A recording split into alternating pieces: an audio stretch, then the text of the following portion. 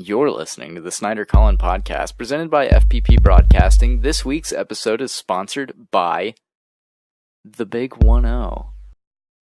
The Big 1-0.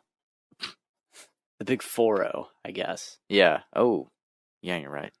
Yeah, the Big 4-0. The Big 4-0. 40th one. Yep. Do you Are know we going to do more after this? No. I guess we'll just stop, one, yeah. This is actually the last podcast. Yeah. I mean, nothing big is coming up this week, so... No, nothing. We won't miss it. Absolutely nothing worth talking about. Nope, not at all. President. Oh, man. Yeah. As you can see when I'm on today, just like we on every other day, go get it. Get to the bag, music, Who can't try music? Yeah, we listen to rap. I'm a rare individual. Cut off your hand if it's killing you. You gotta stand on your tippy don't take. I got cool like I'm Pooty. Are we woke? Yeah. Isn't Dope, Della 2 Dope, you were just listening to, isn't he about to drop some new tracks? I think so. Saw it on Facebook. Yeah, that's how lame I am when it comes to social media. You see things on Facebook? Yeah. Wow, what are you, a fucking douchebag? Yeah. You loser? I'm like, You're fake woke. Do you remember when, parents started joining Facebook? It was No, because I have a story about Facebook, but you can carry on. At first, parents weren't really on Facebook, older adults, and then it got, everyone joined it. And it was really weird when, parents started adding you and, your aunts and uncles, and you're like, what the fuck? Oh, I guess I'll go on to Instagram or Twitter. Yeah. It was just weird, because, I feel like not many people remember that. I mean, dude, kids now, they're probably not even going to make a Facebook. Probably not. Yeah. If Facebook is going the way of MySpace now. I don't see Facebook going completely away. Well, I mean, MySpace didn't go completely away. I bet we can go on MySpace.com right now and see something. Let's try it. It's more like music sharing. Is it really? Yeah, pretty much. It's oh, share your favorite artist. Whoa, dude, MySpace looks so, different. It's like a Spotify now or something. Except I guess you can stream music on it. I don't know. I haven't looked at MySpace. Should I make a MySpace right now? I'll make You one. might as well to promote Yeah. the podcast. Oh, wow. Join MySpace. I can sign in with Facebook or Twitter. That's hilarious. Wow, that's kind of baffling. I'm just going to go ahead and just... 10 years ago, that would have been mind-boggling. What? It's all one now? Yeah, that's weird. I'm just going to... Oh, sorry, listeners. If you guys hear nature sounds, we have the windows open because it's hot as balls. Yeah, it's like a sauna in this room. I'm about to pass out. It's really not that bad. Once we've opened the window, it's much easier. Well, I'll go ahead and get this little introduction. Yeah, Welcome to the 40th episode of the Snyder-Collin podcast. I'm your co-host, Colin Goody. Or should I just say host, not co-host? You should just say... Yeah, we can both say host. We're both hosts of the show. Together, we co-host the Snyder-Collin podcast, but we are both hosts. So really what we need to do is we need to get assistants, Jacob. Really? Why? Oh, so then they can be co-hosts. Yeah, exactly. I can have my co-host, you can have yours. It'd be cool. They could supply us with news articles and stuff. That would be kind of cool. But should David just become one of our assistants? Yeah, I thought he already was. I thought he was too, because he was just here for a couple episodes, and that was fun. But anyways, on this episode, I guess our big topic is we're going to be reviewing the new Wes Anderson movie, Isle of Dogs. But we'll get to that later. At first, we're going to kind of chat around, shoot the shit a little bit. Yeah, I mean, we usually do that. Yeah. Yeah. My Facebook story that I have when I was in middle school, I was having a great time on Facebook. That was when it was huge. You had to have a Facebook. You were the coolest person ever if you had a Facebook. Not really, but No, did you have to ask your parents? Yes, that's actually crucial to this story. Yeah, that's interesting because when I made a Facebook, parents weren't really on it, and they didn't really care, and they didn't really even understand it. Oh, really? So I just made one when I was 14.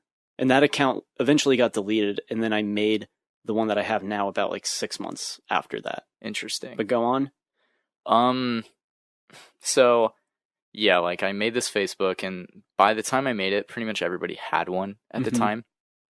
And yeah, so I had a Facebook for about like a month or two, right? And like, you know, every day you get home from school, hop on Facebook, message some people. Like that was fun. That was the shit. And you're using Facebook like on your computer. Yeah, and like you were on the family computer, pretty much. Yeah. And one day, little Jacob was ignorant. All right, I was ignorant, and I made a comment on a Facebook post. And long story short, I called a kid a faggot.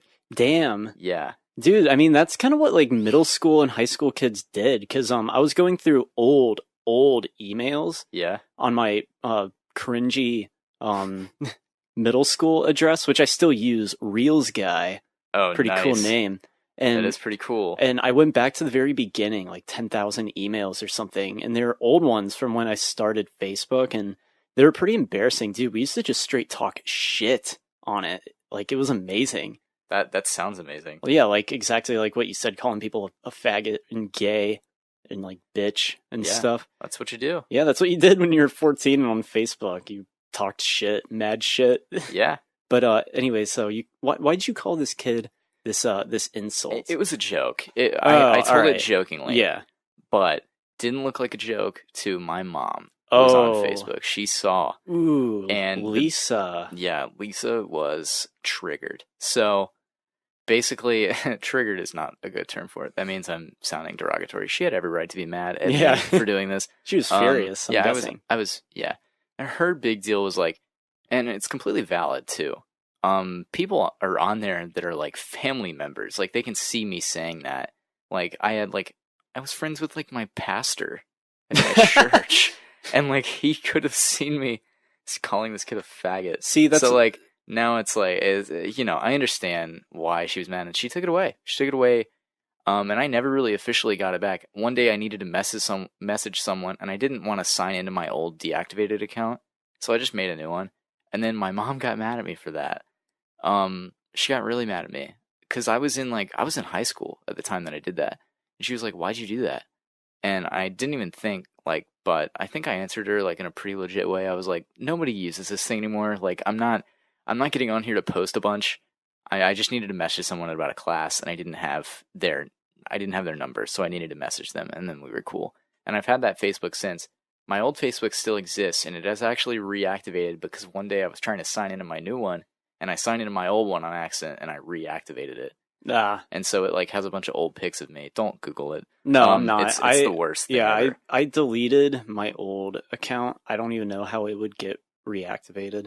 But yeah, that's what I'm saying. Like, there was a time where like parents weren't on Facebook, so you could get away with that stuff. Yeah, I mean, wasn't Facebook like invented to like rate girls?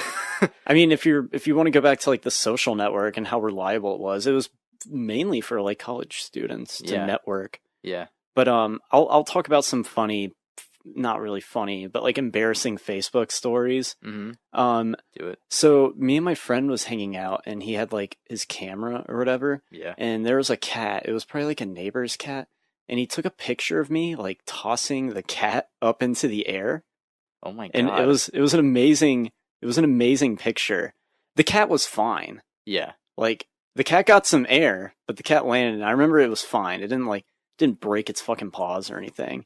And some people got triggered about that picture. Really? They're like, animal cruelty? And I'm just like, fuck off. Like, the cat's fine. Like, cats are, like, indestructible. You're right. I mean, yeah, looking back, it was just something stupid that you would do when you're 14. Yeah, sure. So, yeah. I get it. So that didn't look all that great. Fuck them. Yeah. Who cares? Yeah, but, I'm trying to think. But, Facebook... Facebook it's an interesting place now. Like, it's basically just like a constant war between ideologies on there. Like now, you know what I mean? Like, where Twitter, there's fun shit, and like there's fun shit on Facebook. Dude, I don't mean like that, but like Twitter's a little different than Facebook is these days. Twitter's a little bit more. It's bigger. Yeah, it's more relevant. Bigger. It is more relevant. Maybe not in the news, but as far as like using it. Yeah. I don't know. I just think like. Overall. So I actually saw something that triggered me. Oh, really? When? Yeah. When? On Facebook. Oh, recently? Yeah, it was like, oh, no. It was a very, all right, so obviously on the Snyder-Collin podcast, we don't want to keep things political. We don't. But this is up for debate. It's really not that political. but it was like a post. It was a very left post. Let's say very, very left. And it was a sign. It was a sign on a restaurant that said, basically saying like soft drinks and coffee are free for any designated drivers. Okay. All right, that's great. Yeah. Okay, cool. But it was the fucking captions that pissed me off in the comments. Like, cool. Like, if you're a designated driver, here's a free soft drink and coffee. But like, that's dope. Yeah, like, okay, cool. That's great. People are being safe because of a designated driver. But the fucking comments made me want to rip out my goddamn eyes. Because they're just like, most places in like Canada and Europe do this. And people were baffled that like, oh, this isn't a common thing in the United States. And it was basically like people just being like, oh, like greedy government, like anti-socialist bullshit. It was just like the comments were so stupid. First of all, like, no, that's not a common like standard practice. Yeah, no. In America, me and Jacob both work at a restaurant. If someone said, "Oh, I don't get a free drink because I'm the designated driver," in my head, I would be like, "Go fuck yourself." Yeah, like that's insane. But it was like, it's not like insane, but like it's douchey for you to assume. Yeah, it's douchey. Exactly. Like, yeah, it's a good idea, but if a restaurant isn't doing this, it's just like, oh, greedy fucking America. Yeah. God, they're terrible. God, conservatives can kiss my ass. And like, it pissed me off. No, I understand. Because like, it's a good idea, but like, people were just like blowing it out of proportion.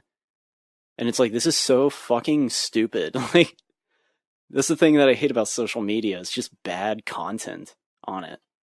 Yeah. Like bad one-sided arguments. Bad takes. Yeah, There's a lot of bad takes. Because like I said, the idea of that's fine, but just the comments. No, I understand. Yeah, I think social media is...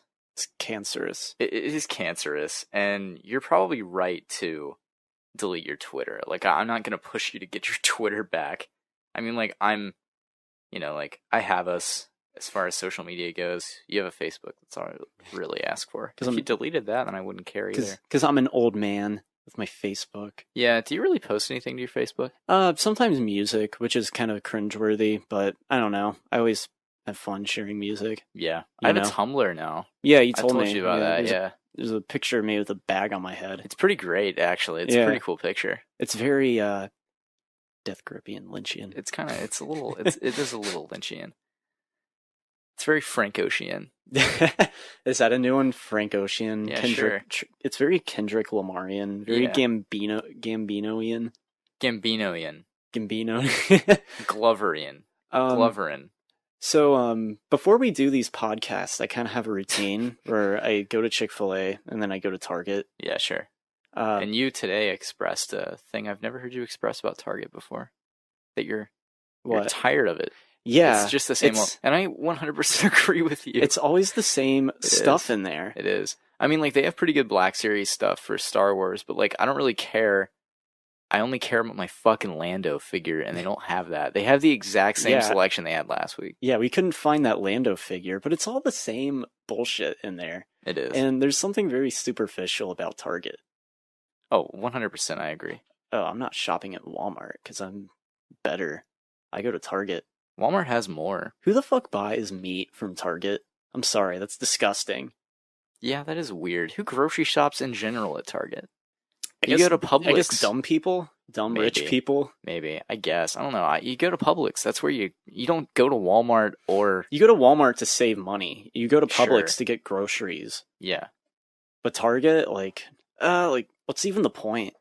What do you get at Target? What's your primary thing?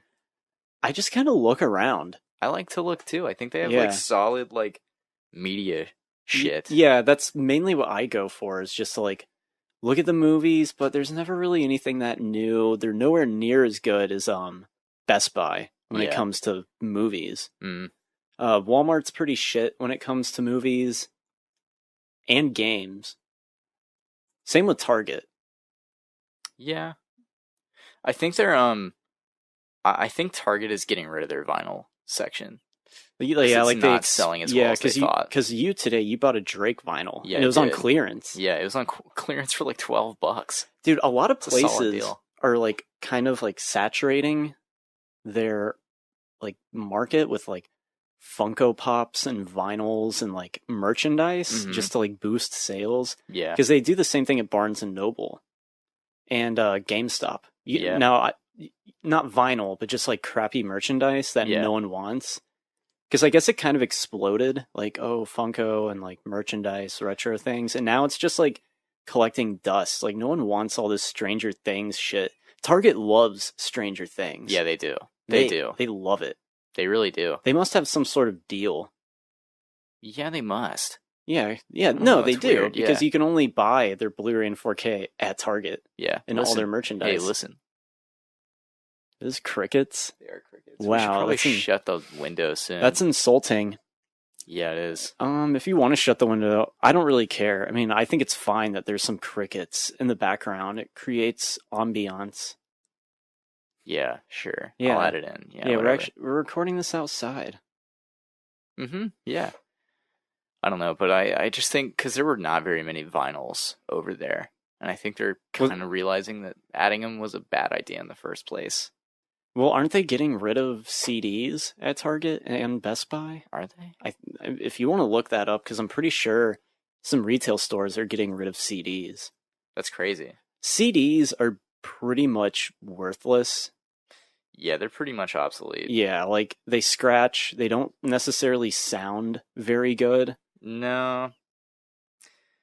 Yeah, it's Best Buy is officially pulling the plug on CDs, music CDs. Target is maybe next, is what this February 2018 article says, but I don't know if that's true or not. But Best Buy for sure is. Yeah. I used to have a lot of CDs. Yeah. And they all got like destroyed over time. Really? Yeah, from playing them in my mom's car back when we shared the car. Mm-hmm. Because like, you know, like I'm a fucking lazy guy. I'm not gonna put the CD back in its case. You know, so it just like would sit there, and eventually like a drink would spill on them. Yeah. I've owned lots of CDs over my lifetime, maybe like over 150 for sure. And then burning CDs, that was always dope. Making a mix CD, listening to it on the bus on your CD player. Oh, geese. Yeah, geese, you can hear them. That's pretty wild. Yeah, I don't know. I used to have a lot of CDs too. Mm-hmm. Make mixes, play them on your Xbox. Yeah. That was a big deal. The PS4 doesn't even play CDs. No? Yeah. Wow. I have a stack of CDs that was kind of like my last hurrah with buying CDs, because after that I got my car, which is all Bluetooth. Yeah. Do you want to know what CDs they are? Yeah, Coheed. No Coheed CDs. I mean, I did own most of their CDs at one point, but it's a lot of Death Grips albums. Oh, yeah. Like The Money Store, Powers That Be, and Bottomless Pit. Mm-hmm. 2 Nails albums. Unsilent Death and You Will Never Be One of Us. Swans, Soundtrack for the Blind, and Run the Jewels 2. So basically, it was basically like I got a Christmas gift from Anthony Fantano. Interesting. Because all that music is shit that he like brought up, and I was like, I guess I'll check it out. Word. No Love Deep Web. Does that mean anything to you? Yeah, that's a Death Grips album. Yeah, it's written on a penis. I have that on vinyl. It's pretty cool. It's a really solid album by them. It's very stripped back. It's not as like crazy in the production. It's usually just like a beat and maybe like one sample, and that's it. It's not like fucking madness happening. Yeah. It's very like primal and stripped back. Interesting. That's a strange cover. Yeah. Well, they leaked it. It was supposed to be they were going to record that on a studio, like in a studio, but they breached their contract because they were like, we want to release 2 albums in 1 year. Which is interesting that they had all this material for 2 albums in 1 year. Yeah. And their record label was just like, no, you'll release it next year. And they were like, fuck that. So Zach Hill took a picture of his dick, made it the album cover, and then leaked it. And everyone was like, what the fuck? That's insane.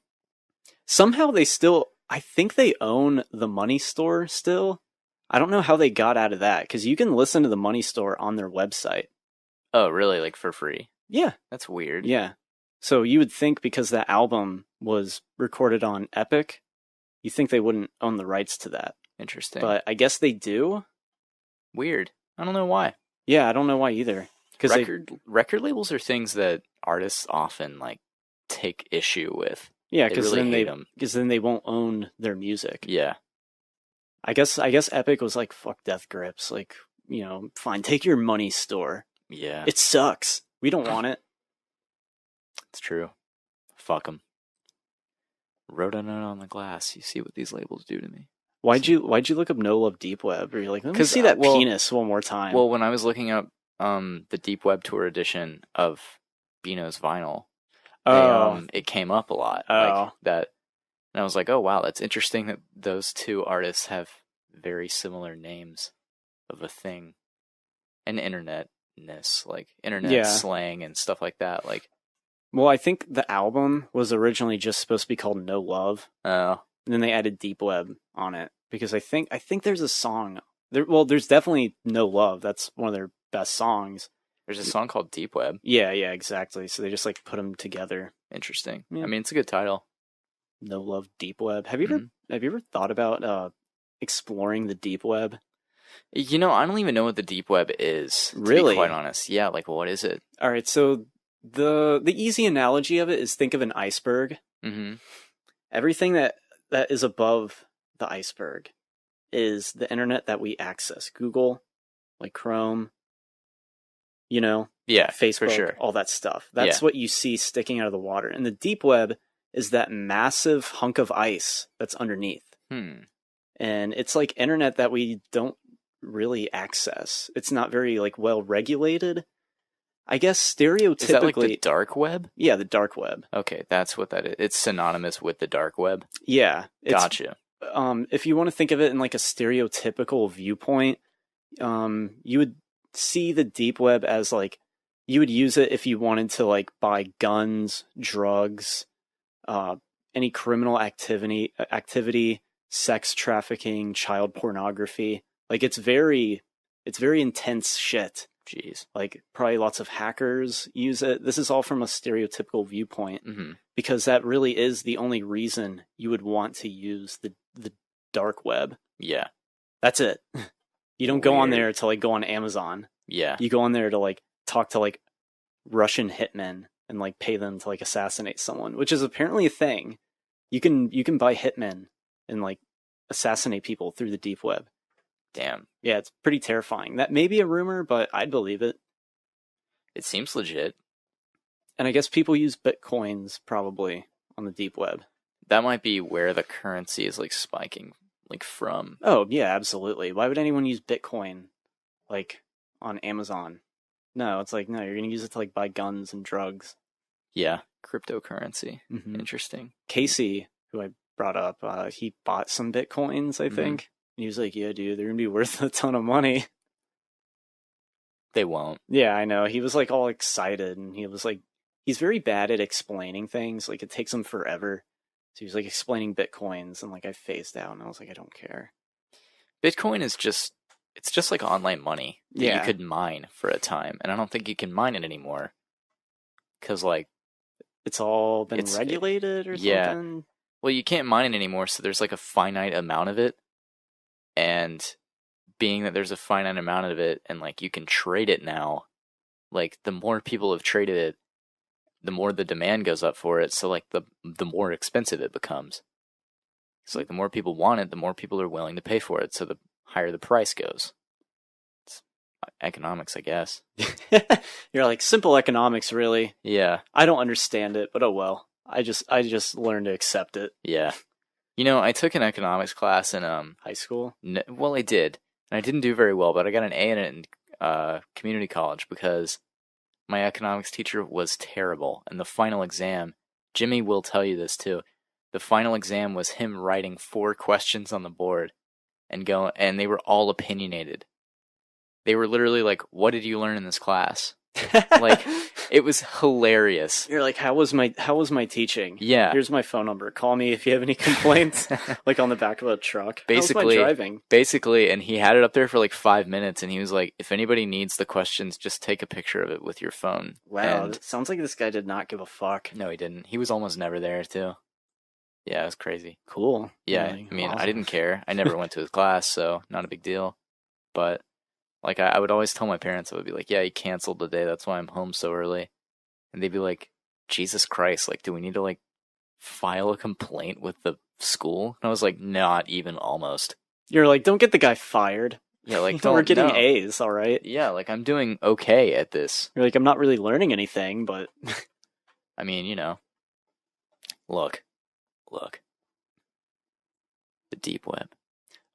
You have to download a specific browser to access it. It's called like Onion or something. I don't know too much about it. Peel back the layers. Yeah, yeah. Interesting. Yeah, something called Onion. It's creepy. That is creepy. It's creepy shit, and that's why Death Grips like used it as an aesthetic because they're all about like the internet. Yeah. Speaking of aesthetics, Wes Anderson much? Nah, we'll get to that later. Yeah, it's fine. He's the ultimate aesthetic filmmaker, though. That's what he needs. That's what he craves. Yeah. You know,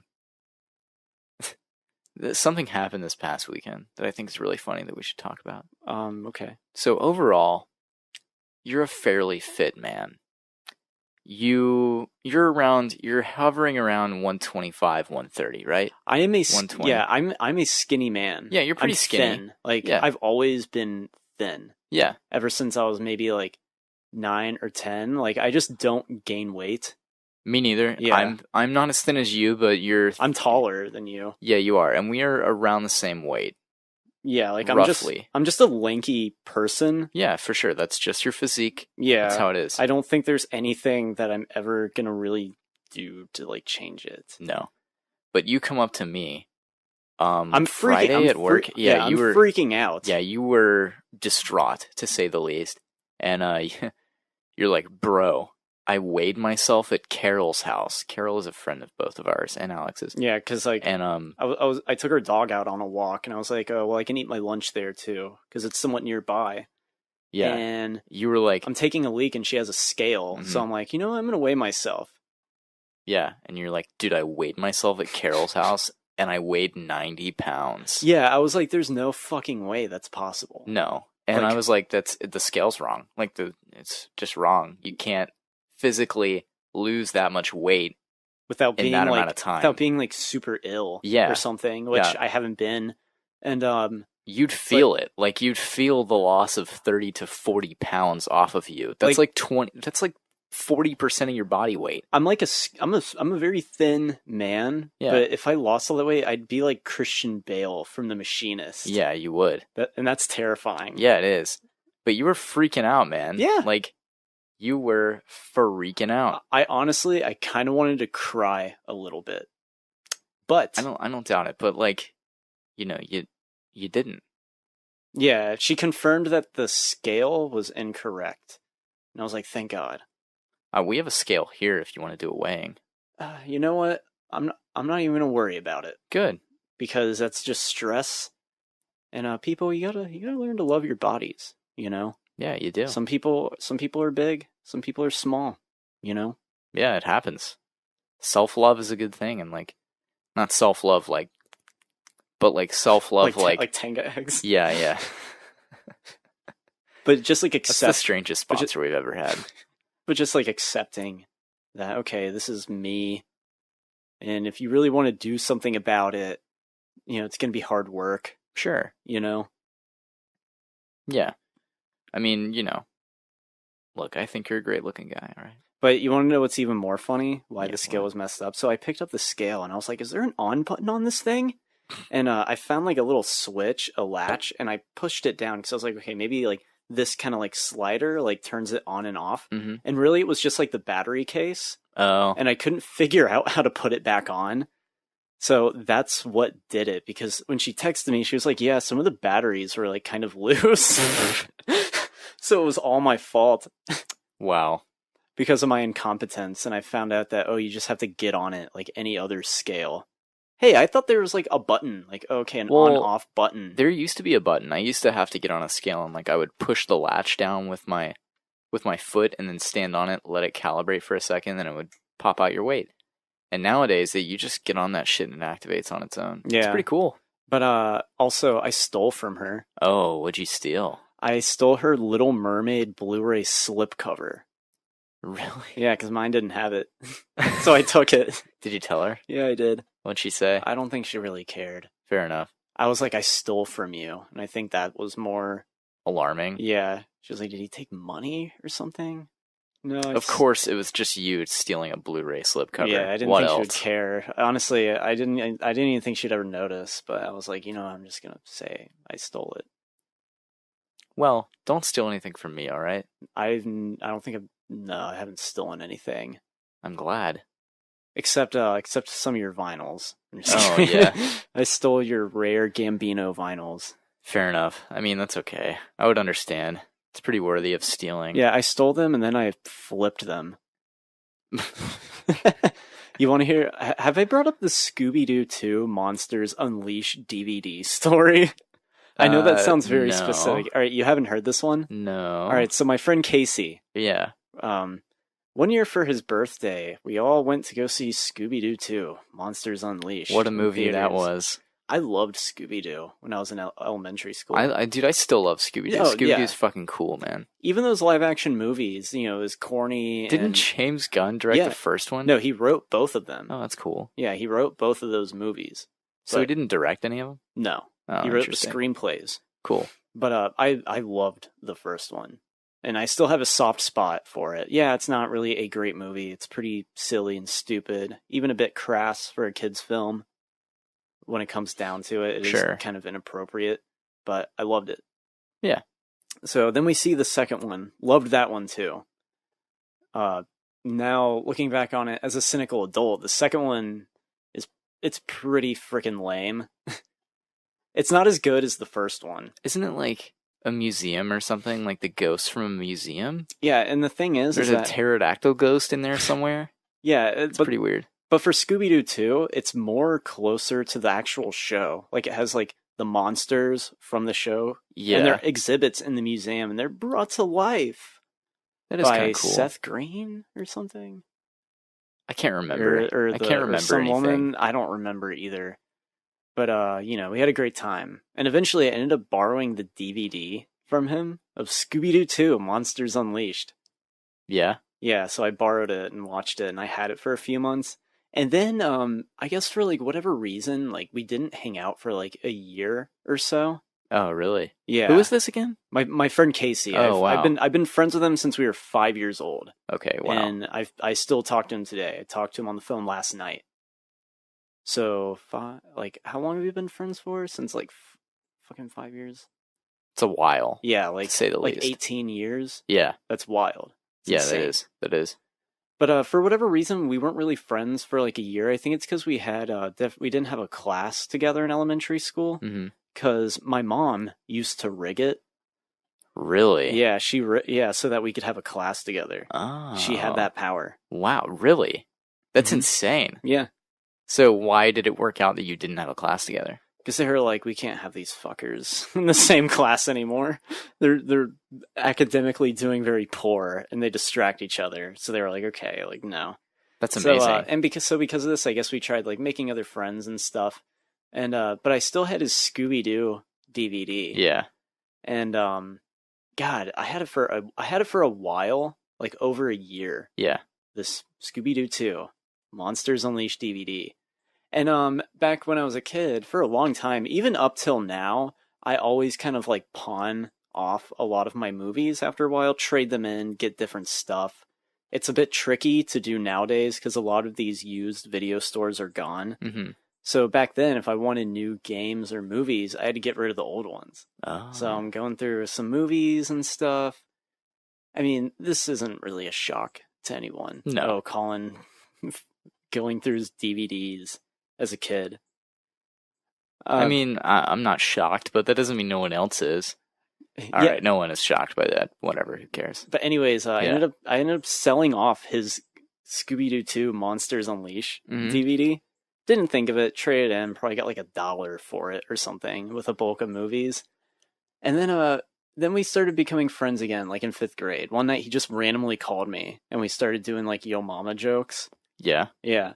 And then, dude, I don't remember when, but at some point, it might have been in middle school, it might have been in high school. I told him, like, hey, like, you let me borrow Scooby-Doo 2, and I sold it. And he's never forgiven me for that. To this day, he is still pissed off about it. You know what you need to do? You need to get him Scooby-Doo 2 Monsters Unleashed. On DVD. For, like, I don't know, like the DVD or, like, the Blu-ray or something to, like, one-up it. And then I need to, like, sell it again. But no, fuck him. Because when I was a kid, I had a horror movie on VHS called Ghost Ship. Mm-hmm.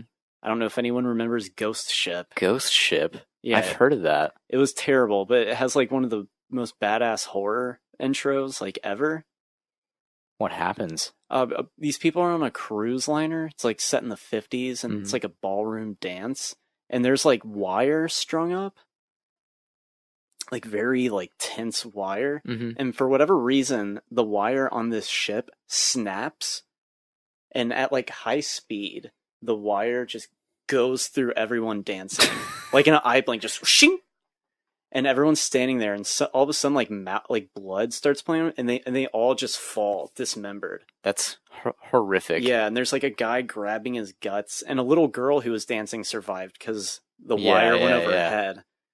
And it's a pretty amazing scene, and then the rest of the movie's just terrible and not memorable at all. But I had that on VHS, and I let him borrow it, and when I got it back, it looked like it had been smashed with a hammer. I was like, dude, did you deliberately smash this? You know, a similar thing happened with Harry Potter and the Sorcerer's Stone for me. Oh, DVD or tape? No, the book. Oh, the book. Yeah, I let someone borrow that, and like a while later, I really wanted it back, so I kept on bugging him about it, like this kid. And eventually, I can name him. Eric Brown is this kid's name. Any relation to... I'm not even going to say the first name. Oh, I get it. No relation. Presumably. There's a big difference in between them. Oh. Fuck you for saying that. But he gave it back and it was like tattered. Like it looked horrible. I can show you. I'll show you. Do you have it? I have it in the other room because I have my complete collection, and like the cover of it looks awful. Like it's that nice paperback, like the paper slipcover. You know what I'm talking about? Yeah, on the hardback. Like, yeah, and it was like so nice and like it was like pristine. Damn it. Yeah, like was it like dog-eared and shit? Yeah, like it looks awful. Like it's ripped in some places. I'm like, dude, clearly he was like throwing this in his backpack and stuff, and like just didn't care. And we were kids, obviously, but like I've never really put that past him. I was like, damn it, like that sucks. Honestly, I don't really like people borrowing trivial things. No.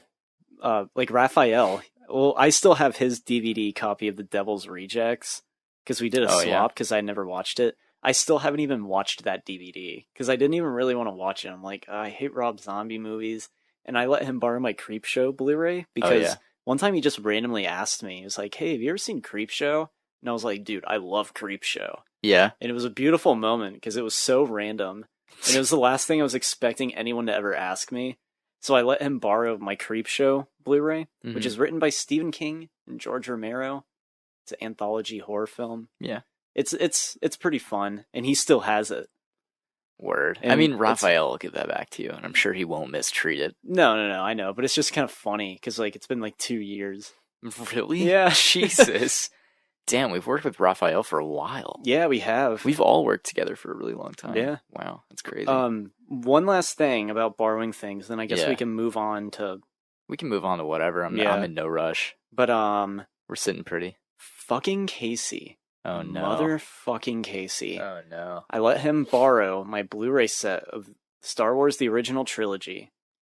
Motherfucking Casey.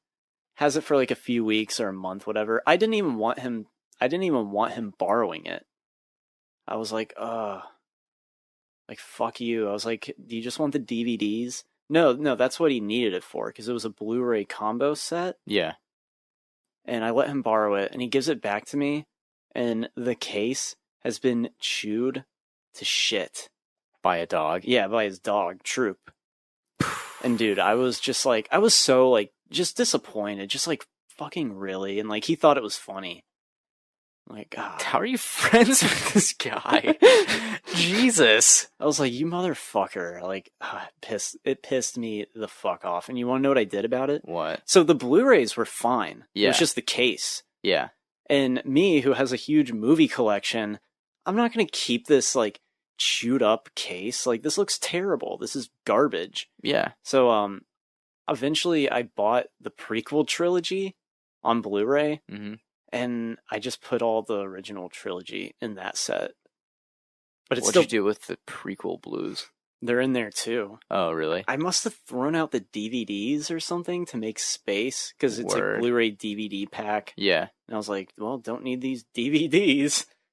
Well, you have the DVDs, so no, I don't feel bad. Or no, you don't have the prequels. No, I don't have the prequels. But yeah, so if you're looking through my Blu-ray shelf, you're like, wow, what an asshole. He only has the prequels. And I have to be like, no, the blues are all in there. I mean, Star Wars sets are kind of shit, too. Yeah. Because it's kind of fucking bullshit that we don't just have this awesome set. There's so many of them, and they're all just, like, bad. Like, some of them don't have special features. It's all the special editions. It's like, when are we going to get the ultimate, like, set? Well, hopefully soon, because this Disney Fox thing is going to go through eventually, and we'll get an ultimate set. Yeah, because I would love to have that. Oh, they'll do it. There's no way they don't do it, because, like, that had to be one of the selling points for buying Fox. Like, being able to have the official Star Wars distribution rights. I don't even think they exist. I think they have to. They keep those things on file. I mean, no, like, they do, but as far as, like, corporate goes, I don't think corporate owns any of it. Like, yeah, people own the original, like, film reels and stuff, but I think George Lucas literally just burned them. I think you're wrong. He's, like, embarrassed by them. It's fucking insane. It is insane, but he doesn't have a right to do that. Yeah, it's not within his legal right to destroy it. It's just like a record label. It just shows how inept he is. And that selling Star Wars to Disney was like, it's like the best thing he could have done with it. Mm-hmm. Yeah, absolutely. Putting it in someone else's hands. Because, like, say what you want, The Last Jedi is better than anything George Lucas would have ever done with that.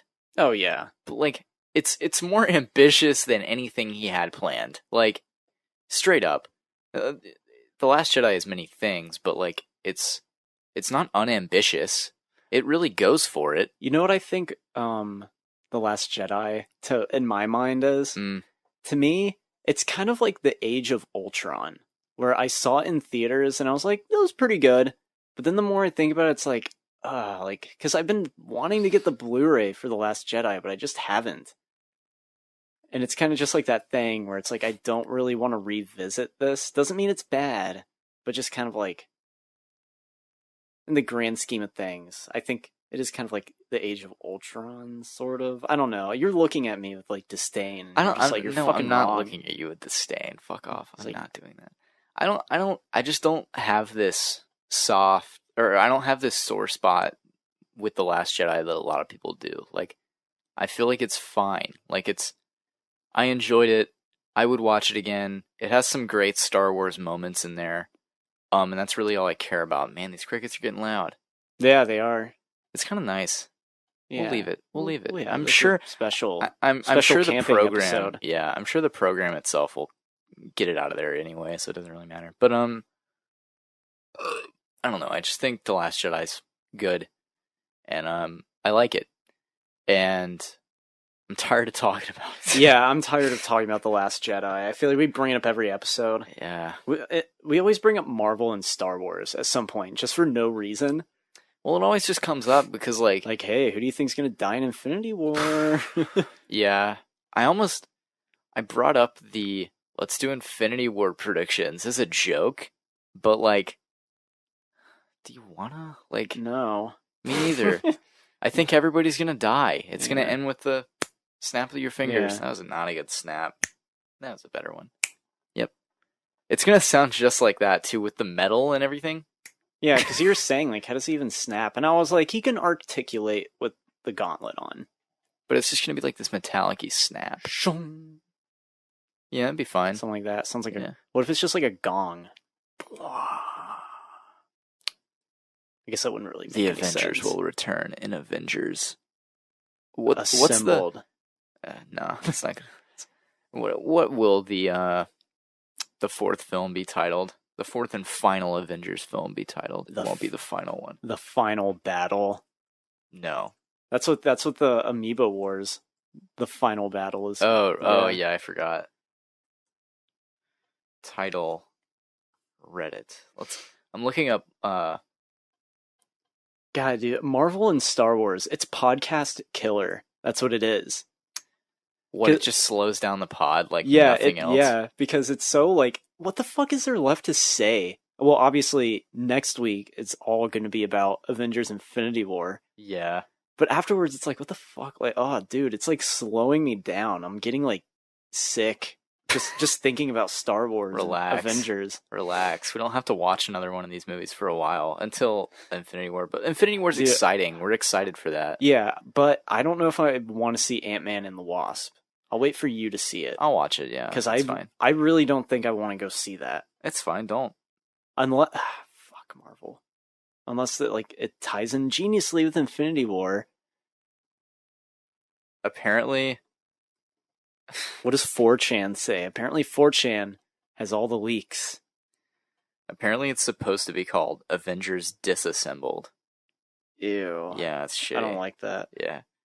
I thought Assembled was better. The Avengers Assembled. Yeah, I'm gonna read a Reddit post about like what the... Somebody just said, just call it Avengers, but the A's are 4s instead. Gross. Yeah. Avengers 2 Infinity 2 War. Avengers 2 Infinity 2 War. 2 Infinity and Beyond? Yeah. I think that's a Too Fast, Too Furious reference. Oh, yeah. Classic. Avengers, the guy in the chair. Fuck. Wish people were I don't know. Funnier. What's more like relevant with Infinity War? Like, what are other terms? I don't know. End War? Secret War? Secret War, I think, is somewhat plausible. Yeah. Infinity War 2, Electric Boogaloo. God, these are really not. Avengers 4, The Last Avenger. That's got to be the worst title I've ever heard. Because they're all dead except for Spider-Man. Yeah. Oh, God. Avengers of the Galaxy. Motherfuck. God, this is terrible. I'm gonna guess the Avengers Secret War. First it was Infinity War, Secret War. Why? Because it has something to do with the comics. It sounds kind of cool. Yeah, see, I think it will be Secret War 2, because I think, like, what's gonna happen in Infinity War? It's all gonna end. All these heroes are gonna die. Now it's up to these final heroes who are, like, having, like, they're having, like, visions or memories of, like, a past life or whatever, and they realize, like, this timeline's been rewritten, and they have to go and, like, they have to have a secret war, basically, like, to Injustice. fight Thanos. Yeah. It's up to Ant-Man and Hawkeye. You know who's been very concerned about Hawkeye? Who? It's Ernest. Really? Yeah, he's been very I don't know if he's actually upset, but he's very concerned. Where's Hawkeye? About Renner? Yeah, Renner. See, Renner has been spotted on the set of A4. Yeah, I know. And he's wearing a different costume. It's very similar to Ronin, which is a mantle that Hawkeye has taken up in the comics. An accuser? Ronin.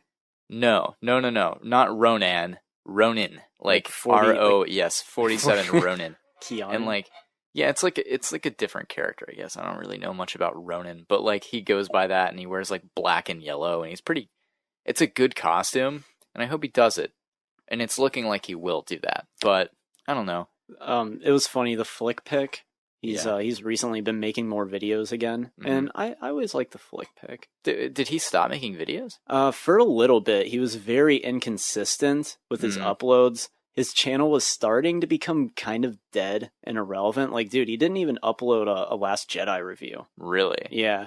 Just things with his personal life. I know he, like, ended a relationship, had to move again. Now he, like, I'm pretty sure he lives in the same town as Stuckman. Oh, that's nice. Yeah, that's awesome. Or they at can least be buds. at least extremely close. They can be buddies. But they can fuck. They can finally fuck. Yes. But he was doing like a Q&A and stuff, and I think one of them was like, "Who's gonna die in the Avengers Infinity War?" And he said something hilarious. He was just like, he was like, "After all, it's just Hawkeye. Like, who cares if he dies? Moving on." I know Ernest will be weeping when Hawkeye dies. Absolutely. Also, I forgot about this. What was that fucking shitty subplot of Hawkeye being mind controlled by Loki in the first one?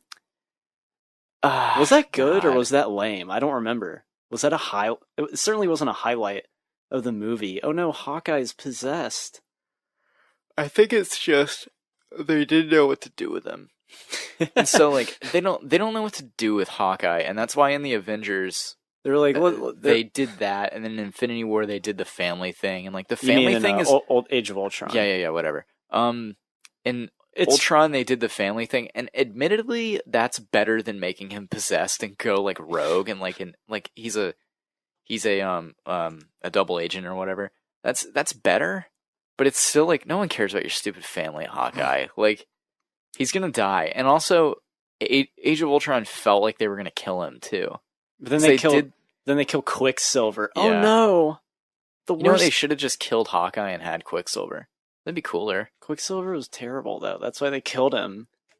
I mean, they're like, "Wow, this guy he was terrible because they were planning to kill him, and so they just didn't even bother to really like give him development." Quicksilver's kind of cool in theory, but you already had Quicksilver in X-Men, and everyone loved him. But like, admittedly, Quicksilver guy. Admittedly, the Quicksilver in Ultron's a more accurate comic representation, which I know you don't like to hear, but like it is true. They did a better Quicksilver. Why? Because he's Russian? Yeah, he's Russian. He actually looks like Quicksilver does in the comics. He's not a fucking kid. Well, he died. Yep, he's dead now. Speaking of, I'm gonna do a little segue now. Okay. I think it's about time we get into Isle of Dogs. Our main reviews. I was gonna say, you know what's dead? Cinema. It kind of is. It does like not like the movies that we're watching, but just like the actual establishment of film of like General theaters. Celluloid. No, like the theater chain. Oh, particularly AMC. It feels kind of shitty. I mean, you know, it feels kind of. It feels like there's something like I don't know. There's like it feels like a prison, like a death camp when you go in there. And you know what I think it is? No, it doesn't. It does not feel like a death camp, Collin. There used to that is a massive overreaction. Do you remember when there used to be 2 concession stands? One in the very back of the theater. But for some reason, it was never operating. It was only operating like on super busy nights. I don't even remember that. I remember it always being empty. But yeah, it's weird. Like that they used to have 2. Like probably. Didn't they put a bathroom back there now? There's a bathroom in there. It's just like walled off. Mm-hmm. I wonder if there's like secretly like shit back there. There's like an empty kitchen behind that wall. It's kind of creepy to think of. Yeah, it is. That's sealed and will forever remain intact. Yeah, it's kind of creepy. But anyways, yeah, we saw Isle of Dogs, and let's not get into thoughts or anything. We've talked about Wes Anderson a little bit before on the show. Mainly the Grand Budapest Hotel with Zeke. With Zeke. That was the most in-depth we went into it. And I like Wes Anderson. He has his style down to a science. You said he has his style down to a concentrated liquid. Oh, yeah. Yeah, he does. And I would tend to agree. He knows exactly what he's doing, and you know what to expect when watching one of his movies. Sure. So, Isle of Dogs, I wasn't really anticipating this movie at all. I didn't care for the trailers. I thought the animation was very well done, but I thought I wasn't going to be able to like pay attention to the movie because I'd just be distracted by the detail and stuff. And you want to know what it was in the trailer that made me go, wow, this movie looks lame. What? And it's the worst. It's the worst piece of dialogue in the entire movie. What? It's when the girl is like, "Oh my god, I think I have a crush on you." Yeah, that is the worst. Yeah. That's the worst line in the entire movie. And in the trailer, I was like, "Oh, like I don't want to see this. Like some quirky love story in this weird hipstery indie stop motion movie." Yeah.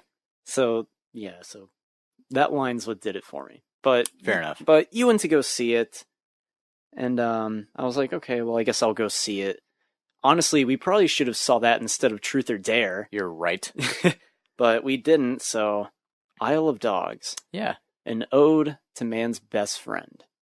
Yeah, it was. And how we shouldn't take dogs for granted. Yeah. So Jacob, what did you think?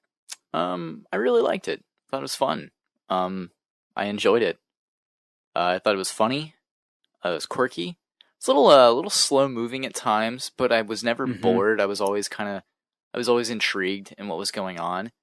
I would say that it was a fun time, and I would give it an 8 out of 10. Okay. I really thoroughly enjoyed it.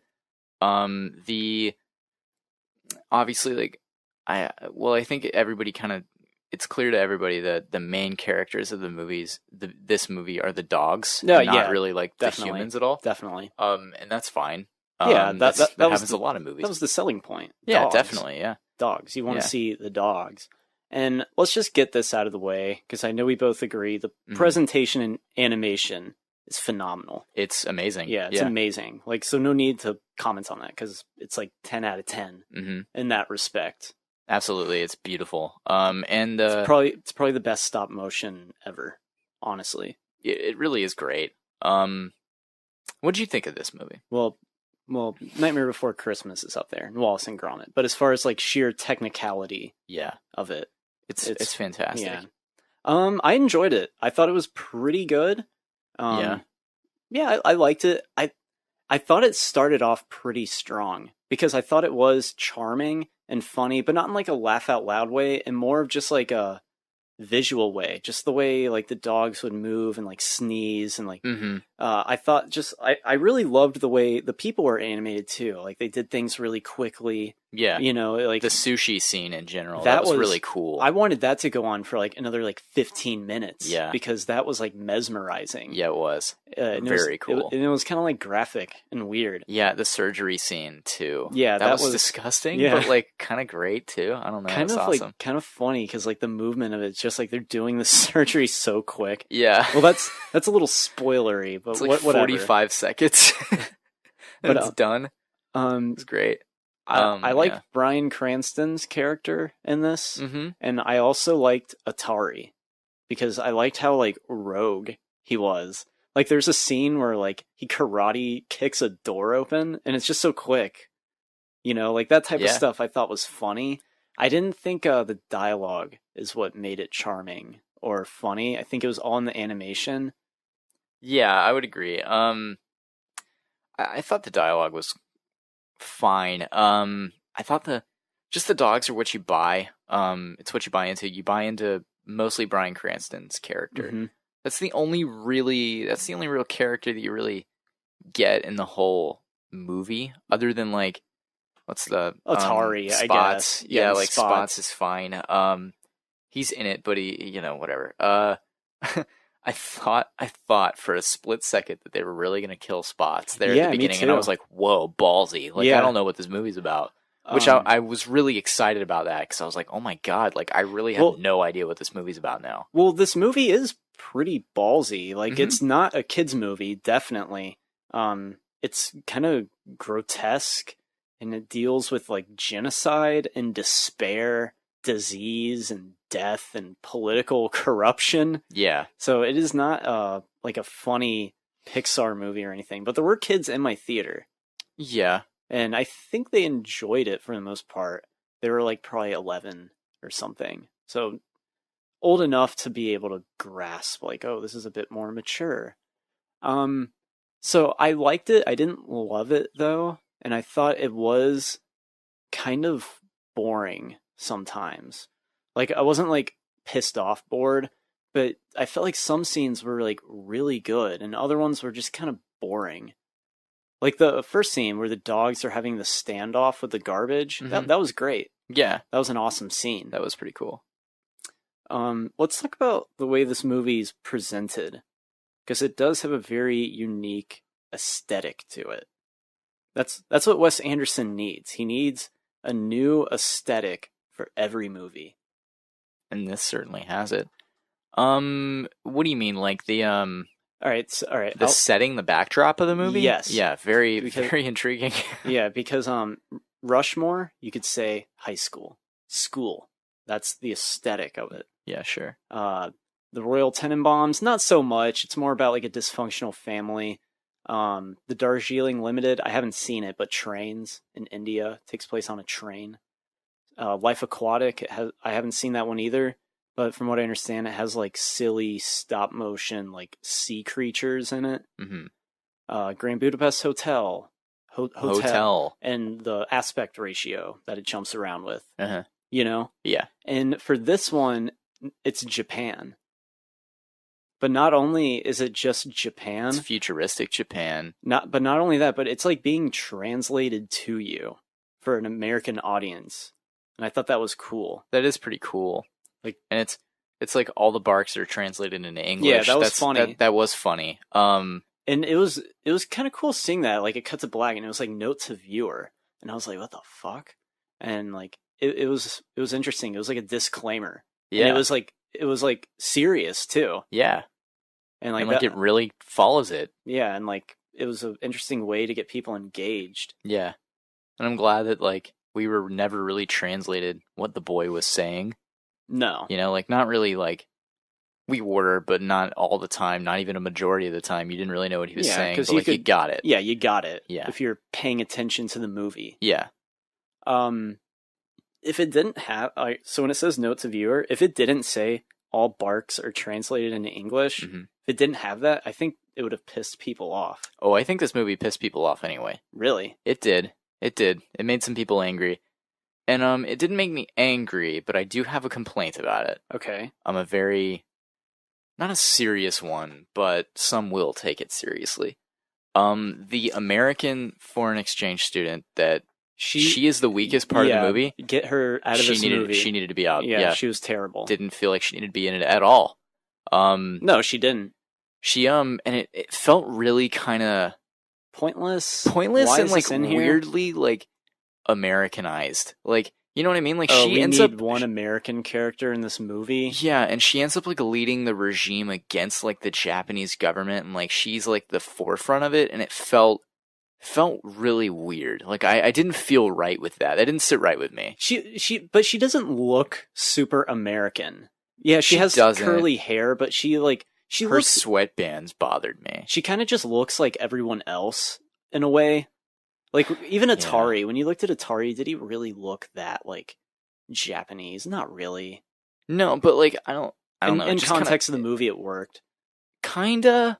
I don't know. Even then, I feel like it felt like just an American taking over like Japan and like leading a regime against like the Japanese people could have done this. I feel like that's something that's in a lot of Wes Anderson movies, are like revolts and stuff. So it's not like completely commonplace. Like that shit happened in like Moonrise Kingdom and Rushmore. People like kind of like standing up to establishment and like fighting. Yeah, sure. Doesn't the same thing? I haven't seen Fantastic Mr. Fox, but isn't that about like a bunch of farm animals or something, like fighting farmers? I don't know.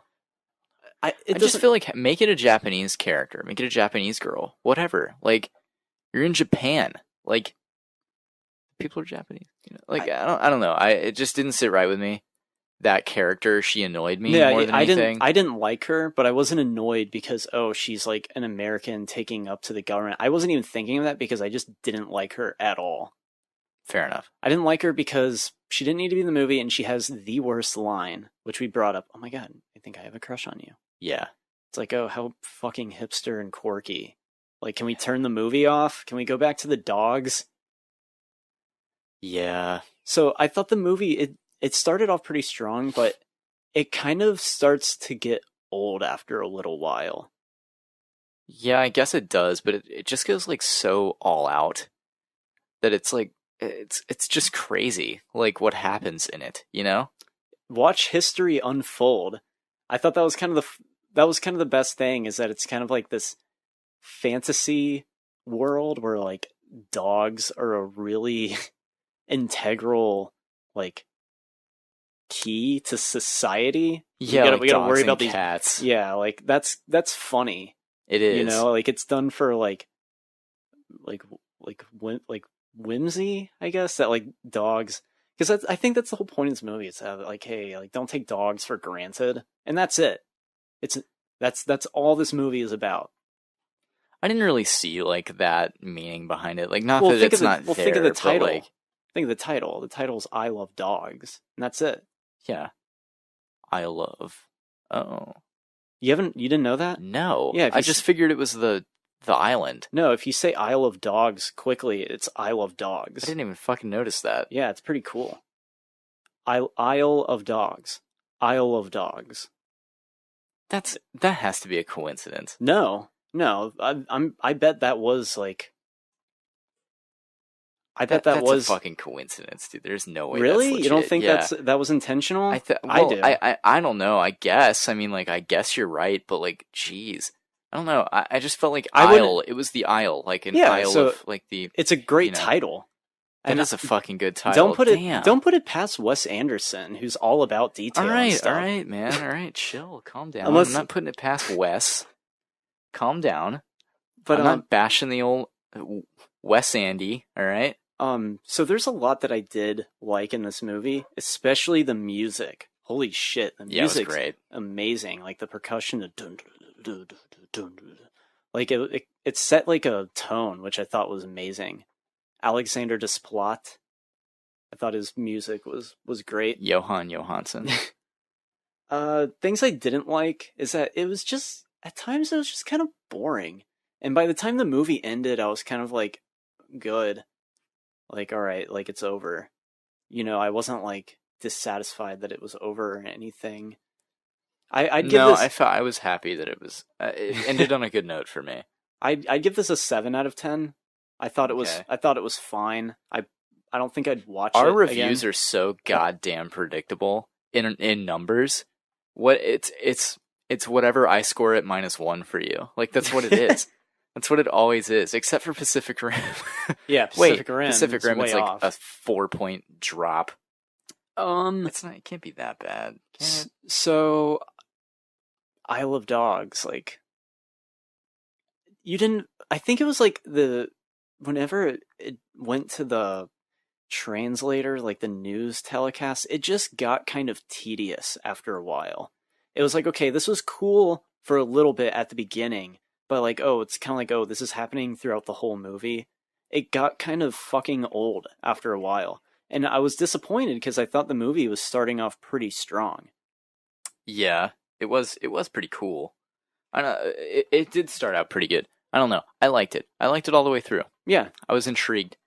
One thing I noticed, can I just point this out? It might be nitpicky. I don't have a problem with it. It was just, I kind of laughed at the movie because, like, it starts off and it's like, all right, the dogs, the humans can't understand the dogs. And then by the end of it, they're like, they probably pretty much understand each other. Like, they're basically communicating. Like, that's it. Like, and I just kind of got it because they have like an earpiece for this dog.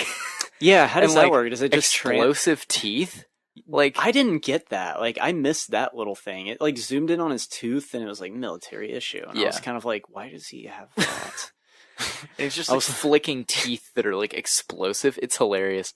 I just thought that was hilarious. I thought it was really funny. I don't know why I thought this scene was funny, but when those two sumo wrestlers wrestle, it's just they're standing there and then like they go at it and you can hear their flesh just like, yeah, it's gross. And then like they wrestle around for it and then he just throws him off and it's over in like 3 seconds. Yeah. And I thought that's the stuff that I thought was like charming and funny was the animation. How quick it was. Yeah, not really the writing. Like, all right, so you have like Nutmeg in it and she's kind of like, she's in it for like a scene. Yeah, but I didn't think she was funny because they're trying to make it funny. Was that Elizabeth Banks? No, Scarlett Johansson. Yeah, it was either her or Greta Gerwig, because they're both in it. And they're either Nutmeg or the Nutmeg's owner, who happens to be the American girl. I'm going to check and see who is... Greta Gerwig has to be the white yeah, probably girl, and Scarlett Johansson is Nutmeg. There's no way they're different. Oh yeah, spoilers from here on out, people. Yeah, sure. Spoiler alert. If you really care, it's more us talking in detail about specific scenes. I don't really care to talk too much in detail about this movie. Like, if I'm totally honest with you, is that offensive to you? No, I kind of want to just cover things that I didn't like. I just thought it was okay. Like, it was decent. It was extremely well made. Had amazing music, but just kind of, I don't know. It started off strong, and I left a little underwhelmed by it. Fair enough. Just a little bit. I still enjoy the people. There's a movie from 2011 called Isle of Dogs. Really? Yeah. 2011? Yeah, it's an action movie. Let's see who's... completely different. Yeah. Well, it's a Wes Anderson movie, so you know it has a massive, unutilized, talented cast. Yeah, Greta Gerwig plays Tracy Walker, and Scarlett Johansson is Nutmeg. Yeah, like, I forget that, like, Bill Murray and Jeff Goldblum is in it. F. Murray Abraham plays Jupiter. Is he the narrator? No, but he's one of the... He's not... The guy with... he's not Jupiter and Oracle. Like with the barrel around the dog's neck? I don't think so. Jupiter and Oracle. The future-telling dogs. The one that watches TV. I thought that was really funny. Yeah, no, I was right. The one with the whiskey. Yeah, barrel. Sure. I don't know. I don't remember. The bulldog. There was a lady losing her shit at that little pug dog, like, really? watching TV. That's really awkward. She thought it was hilarious. Want to hear a funny little story? Sure. So you know how in movie theaters, or at least at the AMC, they have like metal railing, and you're like, fuck, like, guess I'll go down or I'll step over it. There was like this guy and some kids, and they started like walking over it, like right in front of me, because my seat was right next to the railing. Yeah. And I was just kind of like, really? Like, this is annoying. Like, okay, just do it. But still, like, it was just annoying. And the last kid, he was probably like 11. He was kind of chubby. And he just looks up at me and he kind of laughs and he's like, I'm sorry. And I want to be like, I was just like, yeah, it's all right, dude. Like, you're fine. Thought it was funny that he was like that self-aware of what he was doing, that he apologized. I was like, I appreciate that. You enjoy the movie, all right? That kid. The kid touched you. He didn't. Yeah, no, I mean, like, he touched your heart. Touched my heart. Yeah, that was you when you were a kid. Just that self-aware. I'm really sorry about this. Yeah, but he kind of like laughed about it. Like, you know, he knew that he was being an ass by doing this. But I mean, like, if your family's doing it, you're kind of forced into it too. What are you gonna do? Not do it? Yeah. Follow the pack. Was it Bill Murray's character that kept on being like, I heard a rumor that whatever happened? Like that. I think so. It's that was kind of funny. It's like Alex thought that was really funny. She laughed quite hard at that. I heard a rumor that they made a canine flu serum. Yeah. Or something. Yeah, and then eventually, which is true. Yeah, and then Jeff Goldblum, or Edward Norton's character, is like, where are you hearing all these rumors from? Like, we've all been hanging out together. I thought that was really funny. I was like, that's a very good that's a good line, because it's like that's what the audience is thinking by this point, and then it kind of vocalizes what we're thinking. It's like, where are you hearing this? Like, we've all been together. We haven't strayed off. Like, we don't have. Like, I don't know. I listen. It was funny. I thought it was a good line. Adjusting my balls. That's okay. I know. It's okay. All right. Another little scene that I liked is when Atari he sees Spot's bones in his cage. And he just starts, like, boiling with rage, and his teeth are, like, clenched, and his eyes are watering. Just, like, the animation like that, that's perfect. Like, it's sad and kind of, like, funny in a way. Yeah. He's just, like, boiling with rage. Yeah. I don't know why I found that funny. I like that there's a fucking piece of the plane in his head the whole movie. Yeah, that is weird. That was bizarre. I was like, was that there? Like, is he supposed to have that? He like breaks it off. Yeah. And it's just like there the whole time. And the dogs are all like, he must be brain damaged. I think my biggest complaint with this movie is that it just kind of had a weak third act. Not in, like, you know? Like, they just kind of go there and fight. Yeah. And then, like, it's getting there. They fight. The mantle of Spots is passed on to Duke. No, Chief. Yeah, Bryan Cranston. He becomes his owner. Yeah. Who plays Spots? See, I liked it when Bryan Cranston's dog was like furious. He was like, "We came here all this way, and you're gonna like not be his master." Because Spot's like taking on. That's hilarious. Liev Schreiber played Spots. Liev Schreiber. Yeah. Oh well, of course. I mean, fucking Yoko Ono is in this movie somewhere. Yeah, she is. She plays assistant scientist Yoko Ono. Really? Yeah, legit. The one who, like, I don't know. She probably wasn't in it She's a too voice. much. Yeah. She's probably Harvey Keitel plays Gondo. What? Yeah. I know Jeff Goldblum was in this movie. Yeah, he was one of the pack. Yeah, I figured. Bill Murray, Edward Norton, obviously. When Edward Norton first spoke, I was a little concerned. Oh, were you? Yeah, because he's the first. Because he's the first dog to say anything. Yeah, he is. And his dialogue was really kind of like peculiar, which I know is redundant because it's a Wes Anderson movie. Yeah. But some of the dialogue. What does he say? Where he's like, hold on, guys, before we get into this scrabble, why don't we check the contents of the bag to see if it's worth fighting about? And then they open it and check. And, like, you know, kind of like that very peculiar dialogue that's meant to be, like, funny and quirky. Yeah, and then I think Bryan Cranston's like, all right, let's fight. And yeah. They do it. The fighting, I like the fighting because it's, like, cotton. And, yeah, like, it's hilarious. That was great, yeah. Like, that's awesome. Frances McDormand was in this movie. Yeah, she was the Telecaster. Yeah. I recognized her voice. I did not. I guess I'm just smarter than you. Guess you not are. Really. Not really. Not at all. That is completely false. Fuck you. Yeah, I'm actually a very educated man. Ken Watanabe is in this. He's the head surgeon, apparently. True. I didn't notice that. Tilda Swinton is Oracle. I would have never guessed that. Me neither. I did not know that. The little pug dog. I find it strange that Ken Watanabe was in this movie at all. If you need a well-established Asian actor, you're getting Ken Watanabe. Yeah, but like, why have him play the head surgeon? Like, does he even talk once? Like, obviously he does, but like, he has like one line. He's just like okay. It's just like, it's like, why get Ken Watanabe for that? Like, why would you do that? What's the point? I don't know. I don't get it. But whatever. Whatevs, fam. So yeah, is there anything else you'd like to say about Isle of Dogs? No. Yeah, me neither. Yeah, it's fine. It was good. 8 out of 10. I loved it. I would buy it on Blu-ray 50 times. Wow. Yeah.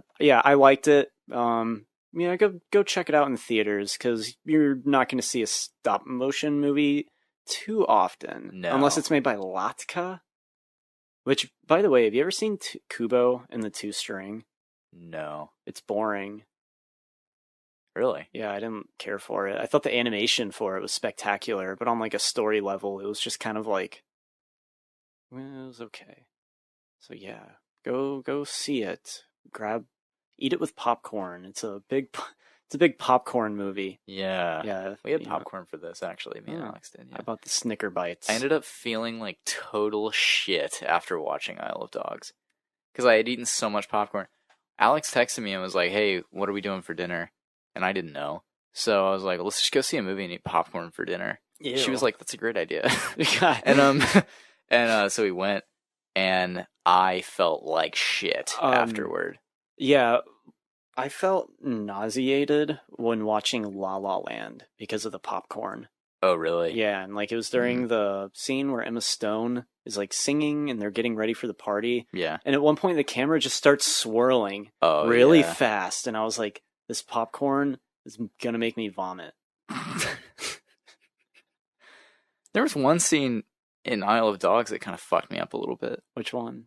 I don't remember when it was. I think it was remember they're scrolling down the tomb. These are for the fools that dream. No, it's not that. I'm sorry. No, it's fine. Oh, fuck La La Land. It's scrolling down the camera is panning down the tomb of Spots, and you're like, oh, he died. And then it's like, no, he didn't. Yeah, that didn't make sense. Like, why is that statue there commemorating him? Yeah. Just cause? Like, they made it look like he died. Yeah. Didn't it? It was a cheap gag at the audience to get him, like, emotional. But I guess he was, maybe, like, they assumed him dead, so they made that. and then he wasn't, so he was raising his children at the base of the statue. Whatever. That something was happening in that, and it made me a little. I was like, ooh, I need to like stop and stare at something else for a second, and then keep watching the movie because it kind of fucked me up a little bit. But whatever. It wasn't a huge problem for me. I just thought I'd point it out. Also, you bought a TV today. Yeah, I did. We never mentioned that. We'll get into that a little later. Yeah. But so I think I liked the little like details in the animation. I thought the script could have been better though. Sure. Because by the time it ended, it was just like, oh, it has an ending. It has a climax, kind of. There is a plan that Atari kind of folds out. Yeah, and somehow becomes like mayor. Mayor? Yeah. Watch history unfold, people. I actually liked that because like during it, I was like, there is no way that they end up making this kid the mayor of this fictional Japanese mega city. And it ends up happening, like, and it's ridiculous. I was kind of like, huh? I laughed at it because I was like, that is so ridiculous that like I kind of buy it. Like, you think about it and you're like, there's no way they'll do that, and then they end up doing it.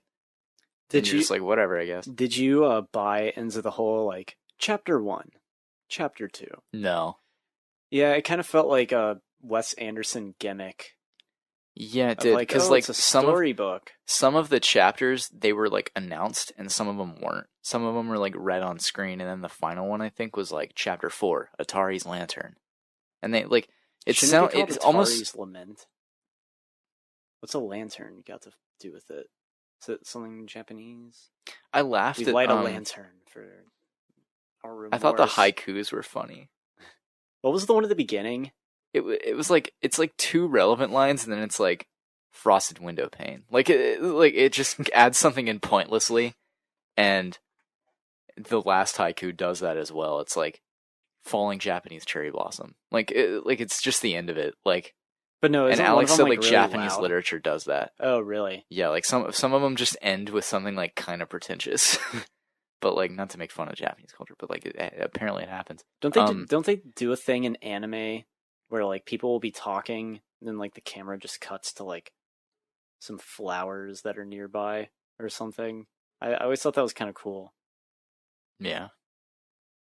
Like, let's say two characters are at like a coffee shop having a conversation. They're talking, and then it just cuts to like some guy making coffee while the conversation's happening. Like, oh. It's cinematic. Yeah. Yeah. It's nice B-roll. Like, there's B-roll in anime. Yeah. Like B-roll constantly. Like, that's not really in like cartoons. B-roll? No, just like establishing shots. Yeah. But like B-roll is in anime. That's pretty neat. All right, so I guess we're moving on from Isle of Dogs. We both enjoyed it. Yeah, it was good. Have you heard of this TBS show that's like ripping off Rick and Morty? It's called Full Space or something, and it looks terrible. I know what you're talking about. Final Space? Look it up so you can be like, oh yeah, this is definitely their Rick and Morty. And it's kind of like... I know what you're talking about because Conan O'Brien is a producer of it. Oh, really? Yeah, he is. Final Space. Yeah, like it just looks like a Rick and Morty ripoff. Yeah. And it's like no one's gonna watch this except for maybe like 12-year-old boys, like in 6th grade, who think it's like edgy. Yeah, it looks kind of ass. I don't know if anyone's watching it. Probably not.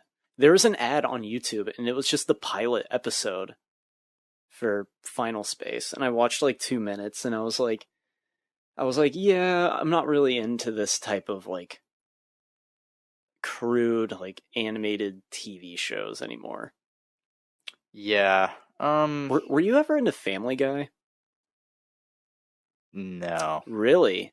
No. Wow. I thought like everyone who was like 13 and 14 went through like a Family Guy phase. I watched like a couple episodes and realized it wasn't really for me. Well, Family Guy was like pretty decent for a while, and then it just became literal like just horrible writing, like lazy writing. Like, I mean, like, yeah, Family Guy, was it high art? No. Was it entertaining? Yeah, it was. Especially during that age, I could probably rewatch certain episodes and seasons and enjoy them, but then the writing just went to shit. It was like they didn't even have to try. They were like, oh, people will laugh because it's not funny. And it's like, no, it's just not funny. Apparently this Final Space, not to get off topic too much, but this Final Space show is not really, Rick and Morty fans aren't really looking at it as a ripoff. They're just like, it's another space show that we can watch. Really? Yeah. That's what I was seeing as. I was like, oh, they're not like ripping it off, but they're trying to emulate that. Fair enough. I mean, which they are. Like, you cannot. How can you argue? No, they're not. They're not trying to do their own Rick and Morty. What are you talking about? Well, the creator of it, someone tweeted and was like, I'm very hyped for Final Space. You make it sound like a goofier version of Rick and Morty, and I love Rick and Morty, so I like that. And this guy goes, the creator of the show, says, it's really nothing like Rick and Morty besides being animated. I knew the tone I wanted, and I worked hard to literally go in the opposite direction of Rick and Morty. A few people that have seen it compared it to Star Wars and Interstellar with comedy. It's a series that escalates to a big finale. Big! Well, on a surface level, I think Rick and Morty. Yeah, I mean, that's fair, and like I'm sure that the comparison are going to be mad. Yeah, fuck you, creator, for being like, oh, well, that's weird. I don't really think it's weird. I think you just explained it. Hey, that's just my feeble mind, all right? Hey, what? I'm just now seeing this on the FPP creative Twitter. Hunter Mobley tweeted at us. We have a Twitter for FPP. We do. It's FPP Creative. Oh yeah. That's it's not as active. No, it's not active at all. Really, I have it and check it every now and again. Right now, being one of them. This was tweeted to us on April 1st. We're just now getting to it. Yes. Question for the next pod. Can you finally admit that you were both wrong about Ready Player One? We did. We already did that. Yeah, we absolutely did. Someone doesn't listen to our fucking podcast. I already told Hunter I liked the movie. Yeah, we both have admitted that we were wrong about that on air. Yeah. Go back and listen. We absolutely were wrong, and we're glad we're wrong because we both really enjoyed the movie. Yeah, no, I don't even want to revisit it. Hunter, go and listen to our fucking Ready Player One podcast. Because we go very into depth about how we were wrong about that. Go back. Hunter, go back. Scroll back, you little bitch. Hunter's too busy consuming media. Yeah, you're right. Like, he literally... Silly me. He catches up on, like, Atlanta and other shows and movies. He told me this, too. And he says he gets in a straitjacket. And he does it, like, Clockwork Orange style. And his girlfriend, Gaia, is there with, like, eye drops. Like, hydrating his eyes. And he does that for like 8 hours. That's amazing. Yeah, that's how he does it. That's how he subjects to media. Speaking of subjecting myself to media, sure. I bought a new TV today. Yeah, you did. Yeah, we were. I'm excited. We went and visited Target, our usual. We either go before or after the podcast. The last couple times we've been before. Walked around Target, didn't see anything really too interesting. We looked at TVs briefly. I've been wanting to upgrade my TV. Yeah. And we went to Publix, and I thought, you know what? I'm going to get a new TV today. Yeah. And I did. Yeah, so we went back to Target and then bought the TV. And while we were there, I bought the Drake album. But it's a 50-inch 4K. Solid price, too. Mm-hmm. Like, so you can fork out a lot of dough for a TV. Yeah, you can. Which is insane. Yeah. Well, I guess it's money well spent if you want a quality TV. Sure. But I was looking at some model, TCL, and I was like, wow, it's on sale. It's 55 inches. And thank God that guy was there. Yeah. Thank God. I probably not even a Target employee, just a guy. And I was like bitching about how, like, God, dude, like, why isn't anyone trying to sell me a TV? And a guy did come up, but after like us being over there for like a little less than 10 minutes. Yeah. But it's like, why isn't someone trying to fucking like upsell like a curved 4K TV to everyone who's here? Hey, want to spend $1,000? But yeah, that guy was just like, hey, you were like, maybe I should just get the TCL right as this guy walked by. And he turns around and was like, no. An older fella, probably like mid-40s, late 40s. Yeah, older fellow. He was very friendly, though. Yeah, no, very helpful. Yeah, good guy. Shout out to that guy. Yeah, he was cool. Yeah. I wish I caught his name. But we would shout him out. Yeah, he was tell him to listen to the podcast. Him and his wife, and he was like, "Don't get the TCL." He was like, "There's a reason that TV's been on sale for like a year." Yeah, and he was like, all the reviews suck on it. Mm-hmm. Like, Vizio's fine. Yeah, do this. Yeah, he was like Samsung and LG, which I don't blame him. Those are good TVs. Yeah, they're pretty quality. They're true and tested. But with the Vizio, he was like, "Yeah, you'll be like satisfied with it." I was like, "I'm not gonna like regret it," which I don't think I'm going to. No, I don't think you will either. But he was adamant. He was like, "Yeah, that should be fine. Definitely over the TCL." Yeah. TCL. What is TCL even? TL. ToonLink. TL is ToonLink. Oh my god. So I honestly want to end this podcast because I just want to speed home and bust out that fucking TV. Collin, we still have at least 15 more minutes worth of this podcast to go through. Get over it. Get over it. This is what happens. So I guess that's a no to Shakes. Poor Snyder. Hey, dude, I got a cool new toy. No, that's fine. I understand why you would want to go home. I get it. I'll just sit here and play my NES. I did get God of War, which has high dynamic range. That's pretty cool. So I hope I can enable it on that 4K TV. If not, I'm going to be kind of pissed. I'm sure you will. Yeah, it should. 4K supports high dynamic range. Like, yeah, you'll be able to do it. Text me though and like tell me if you can. Start doing like gameplays and shit. Let's play. Start twitching Fortnite. That'd be cool. I'm sure it'll look fine though. Yeah. Yeah. I mean, I don't know. I would be down to play with you one day. Let's do some Let's Plays. Co-op God of War. Is there an online aspect of God of War? No. Good. It's story based. Good. It's not going to compete with Fortnite, which is still still dominating the world. Isn't that insane? Yeah. Fortnite is what MW2 was when I was in like middle school. Like seriously, that's what it is. I think that's Modern Warfare 2 is the reason Fortnite is doing so well. It's all these like dudes that used to game like heavily with Modern Warfare 2 and shit like that, like the Call of Duty franchise. Yeah. And like now they're like, oh man, like Fortnite's pretty cool, but now they're not in like the zone of Call of Duty anymore. They're like COD's lame now. Yeah, it's too realistic. Yeah, COD's yeah.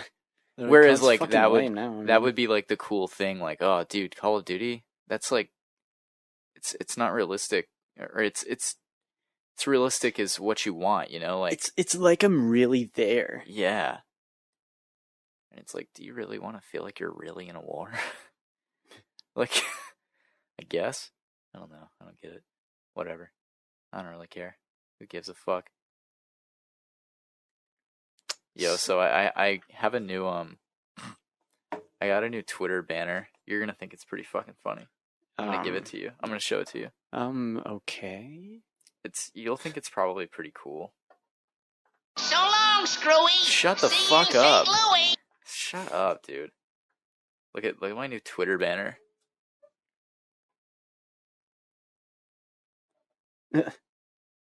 It's Kanye West with George Lucas and is that James Spader? No, it's Elon Musk. Oh. Wow. Why are they all together? I don't know why they were all together for a picture, but that's just an iconic ass picture.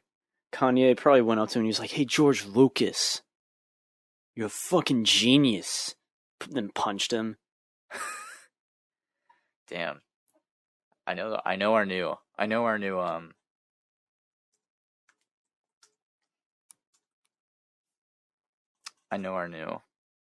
soundbite that I'm adding now. Oh, really? Yes. I'm doing it.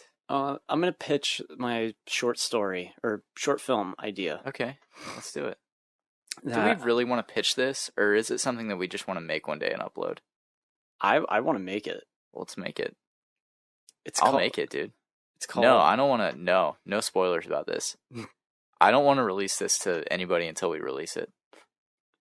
But it's gonna change a lot. I'm deadly serious. I don't think we should. Well, I don't think we should give this away. Well, I'll share the title. Okay. Title to get people hyped. Sure. And this is also going to be the name of the podcast.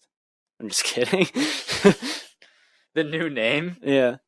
It's called The Day My Anus Fell Out of My Ass. And Wow. it's gonna win awards. Will it? Yeah. Will it? It'll change. It's gonna be the most vile, disgusting. Or why don't you empower yourself and don't need them and do it yourself? How, Sway? Take a few steps back. Excuse me. You ain't got the answers, man. You ain't got the answers. Kanye. You ain't got the answers. You ain't got the answers, Sway. Kanye. I've been doing this more than you. Doing what You more ain't than got. me? Come on, chill out. You bro. ain't got the answers. You ain't got the answers. It's insane. He goes off. It's beautiful though. You ain't got the answers. You ain't got the answers. I'm asking you. You a ain't been question. doing the education, bro. You ain't been doing the education. Kanye, calm down. You don't have the answer. What the hell? It blew part of our speaker. Yo, there's another really great Kanye quote that I need you to hear. Kanye West. Is it better than a Christian Bale going off on the DP of Terminator Salvation? It's not, but it's pretty great. Here, listen to this.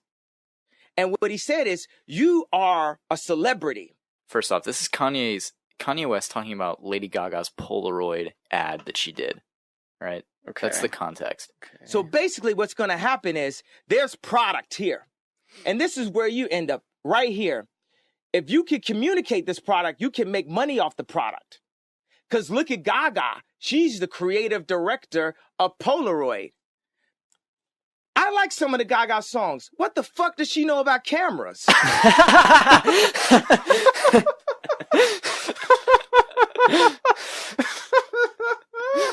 Is that such a good fucking quote? He's got a point. What does she know about cameras? I mean, maybe something. Usually Kanye does have a point, but like the way he goes about saying it is it's amazing. Truly. What does she know about cameras? I like some of the Gaga songs. What the fuck does she know about cameras? Amazing. Oh, God. The creative director of Polaroid. I like some of the Gaga songs. What the fuck does she know about cameras? Is he like wet? Does he wet his lips in between? I could hear him go like. I didn't notice that. We can go back and listen to it. Can I hear it? Can I? Let me roll this back. Creative director of Polaroid. I like some. Yeah, did you hear it? Yeah, I did. I did hear that. That's great. That's great. I never picked up on that. In all the 700,000 times I've watched that, I've never thought about that. Nah, not really. So, Snyder, why do you have a jar of peanut butter in here? There's also a really uncanny, gross spoon on top of it. Oh God, I'm nauseated. I've been eating that since. I haven't used that spoon since last Monday night. Since I did the podcast. God, it's just been sitting. Get rid of it. Isn't that gross? Probably has mold on it. You don't have the answer, Sway. You ain't got the answer, Sway. Fuck you. You ain't Kanye. What the fuck do you know about peanut butter spoons? Nice. So, what? I was going to talk about trailers. Okay, what trailers did you want to talk about? Yeah, when I saw Isle of Dogs, a lot. I can't even remember what trailers played. A lot of trailers. Let's talk about some trailers. All right, that's fine. What trailers played? I don't remember. Action Point. Oh yeah, God. This movie, it's gonna be so bad, but I kind of want to see it. I kind of want to see it because I like grew up watching Jackass and all that shit, and yeah, it doesn't look great, but the selling point is just seeing them all get hurt and that it's all real. Fine, yeah, that's fair. But a lot of people are confused because they think it's a Bad Grandpa prequel. I don't think it is. No, it's not. It's just him in old man makeup again. Yeah. Because that's the thing. You know Spike Jonze did that with him? Really? Yeah, he did it as an old lady, and like her like tit kept falling out in Jackass 2. It was Spike Jonze. Oh my God. He donned like old lady makeup and like and like he'd get like his like dress like ripped off by a car door. It was hilarious. Yeah, Spike Jonze was like part of the Jackass crew. That's amazing. Yeah, because he's also like I think, isn't he like a professional skateboarder too? Spike Jonze? Yeah, or he was back in the day, or he made a lot of skate videos. I don't know. Spike Jonze. Her. Yeah, he won an Oscar for that. Isn't that crazy? Yeah. Damn. I still have never seen her. I think he did like BMX stuff. Oh yeah, skateboarders too. Yeah. I guess. Yeah. I don't know. But yeah, Action Point. We'll review it for the pod. The Darkest Minds. That looks so bad. Yeah, and it's like, obviously, it's like, hey, we're trying to capitalize off of Stranger Things here. Yeah, and it's so obvious that it's not going to work. Yeah, it's like, ridiculous. Yeah. It looks like trash, and it looks like everything we've already seen. Oh my god. What? Dude, this Fantastic Beast trailer. Like, is this fucking real? I don't see that big of a deal with it. It just doesn't look like it looks so. It looks nothing entertaining. Yeah, it looks so lame. Like, remember how huge and epic Harry Potter felt? Yeah. This movie doesn't. It's just like a cash cow. No one wants any of these Fantastic Beast movies. It looks cheap. Looks terrible. It looks unexciting. Johnny Depp looks like a clown. I want to punch what's his name in the face? What, Jude Law? Newt Scamander, that actor guy who played him. Yeah, it's just like Eddie Redmayne. Yeah, Eddie Redmayne. It's just kind of like, it's like, are people really buying into this Fantastic Beast bullshit? It's just Warner Brothers milking their sacred cash cow. Yeah, that's all it is. It's not an epic story like Harry Potter. It's just bullshit. They're using Fantastic Beasts as a vehicle to tell this really obscure story that is mentioned a couple times in the Harry Potter books. Yeah, but it's like, it's clearly like, I don't know, it's just way less inspired than the original felt. It's contrived. This is a vehicle just to keep the wizarding world a thing in movies. Yeah. So that's what they're trying to do now is, it's in the same universe, and it's just bullshit. I agree. It's stupid. The Crimes of Grindelwald. Yeah, it's an awful title. Yeah, it is. I don't think anybody will debate you on that. It's a bad title straight off. And like, they want to make like 3 more of these too. Dude, I think they're trying to make like 6 of them. Like, no lie, like 4 more after The Crimes of Grindelwald. I don't know, maybe I'm crazy, but like, they're trying to make a lot of them. Yeah. Regardless. Yeah. And it's like, I don't think that's gonna happen. It's the same thing with these 5 Avatar movies, dude. I don't even think James Cameron's gonna die before they come out. You know what? I wouldn't even be shocked if we didn't even get another Avatar movie. I wouldn't either. Have you heard about? This is a bit of a change of subject. James Cameron. Yep. Yeah. Have you heard about that? Yeah. He said some shit about, for the average viewer who isn't as caught up on things. Damn. Spike Jonze did Being John Malkovich too. He's amazing. Insane. Yeah, he's a really talented filmmaker. Yeah, he is. Francis Ford Coppola's trending right now. It's weird. What, did he die or something? I hope not. That's the only reason he'd be trending. Is he dead? Oh no, he just admitted that he did The Godfather Part 3 for the money. Oh. Yeah, like we already knew that. We already knew that. Yeah, I haven't seen it, but everyone knows that it's not that good compared to the first 2. Yeah. What's I saying? He basically was like, "Yeah, I like the Avengers movies as much as the next guy, but that's a way of saying he doesn't." He's like, "Come on, people." Yeah, he's like, "Let's move on from this." Basically, it's like, get invested in Avatar, like let's get back to the Blue Monkeys. And it's like why did you have to say that? Yeah, you know? Yeah, he's obviously taking shots, but Kevin Feige, have you heard Kevin Feige's response to it? Is he like he said something really classy. Kevin Feige is a class act, and he plays it really well. He said, "Wow, like James Cameron likes our movies? That's crazy. Like, wow, like that's awesome." Like that's literally his response to it. He's like, "Wow, like James Cameron loves our movies. That's amazing. Like we're doing something right." Oh, there's no way James Cameron watches any of these Marvel movies. Not. No, I doubt Kevin Feige just took his words and was like, "I'm gonna just run with this and not pay attention to anything that he's saying." Dude, I bet James Cameron, he probably doesn't even fucking watch movies. Did you know that Nicolas Cage and Jason Schwartzman are nephews of Francis Ford Coppola? Yeah, it's amazing. Yeah. Because Nicholas Coppola is his name. Yeah. Yeah. That's amazing. He has a huge family. Sofia Coppola, the director. That's fucking epic. Yeah, nah, Jane. Fuck. Yeah, it just kind of comes off as just shut up. Yeah, it's like he does stuff like that though. He'll come out and talk about the big thing that's going on now, and like it just comes across as desperately going like he's envious of it. He's envious of it for being big.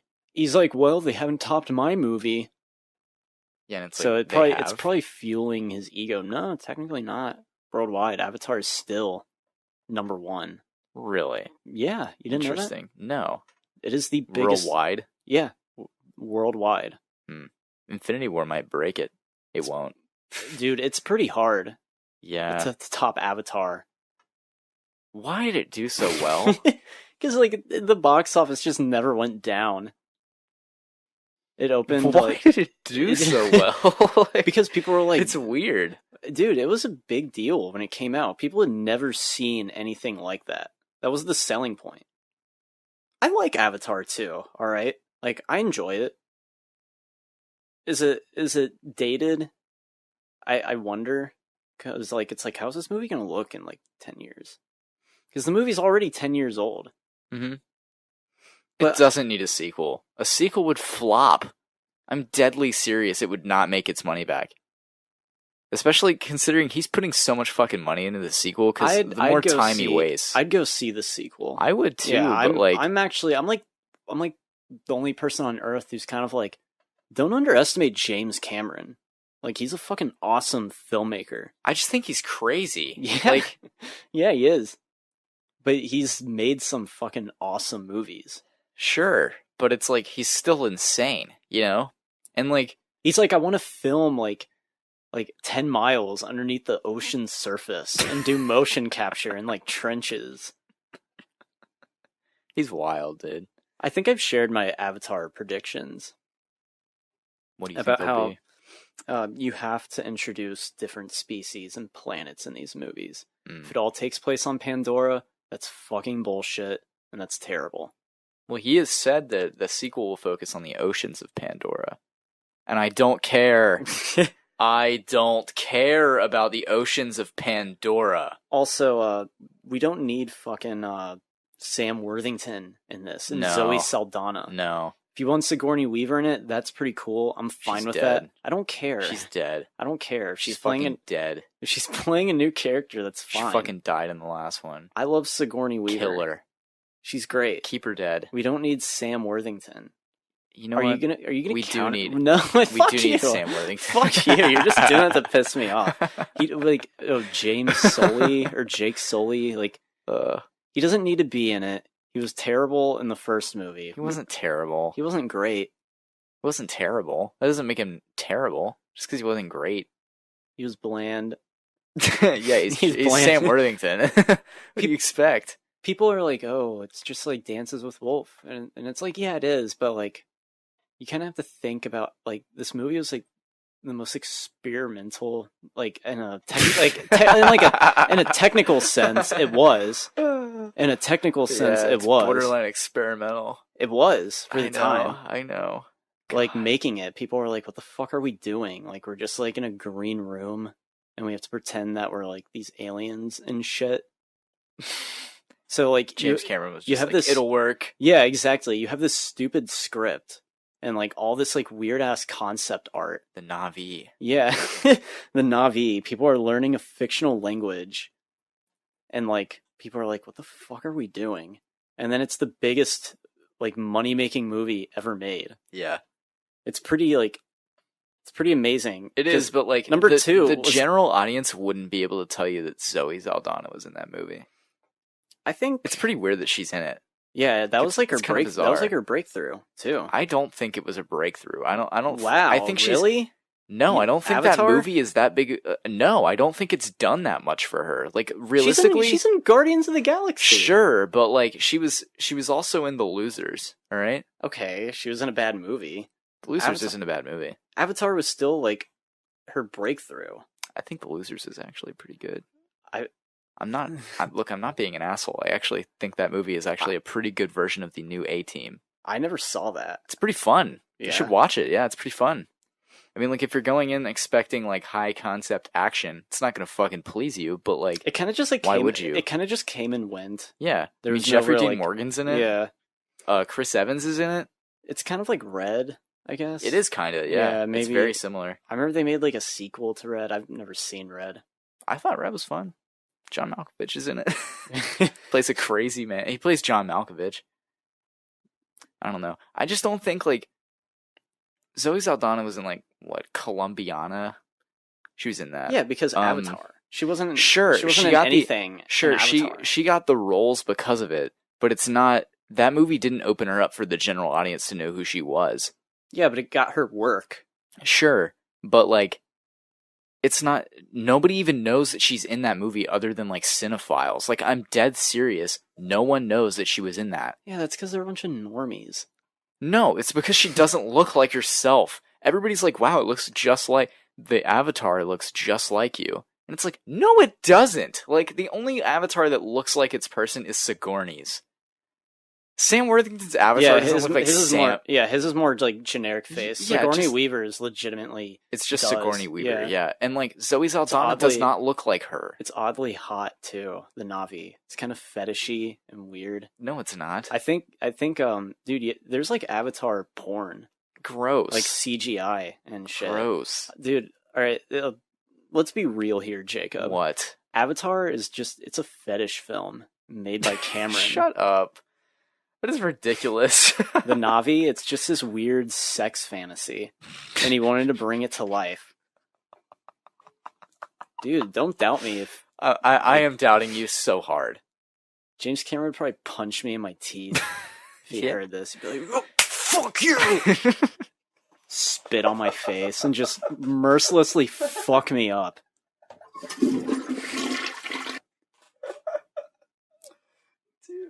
Wow. He'd be like, you fucking disgust me. Who the fuck are you? He'd take he'd beat put me you with in his Oscar. No, he'd put you in his submarine and drop you off in the Mariana Trench. It's funny that he lost to Catherine Bigelow, his ex-girlfriend. Yeah, isn't that fucked? Yeah. Isn't it kind of hilarious that Avatar was nominated for Best Picture? It kind of is. It won Best Cinematography. And it lost to The Hurt Locker. Yeah. Like, what?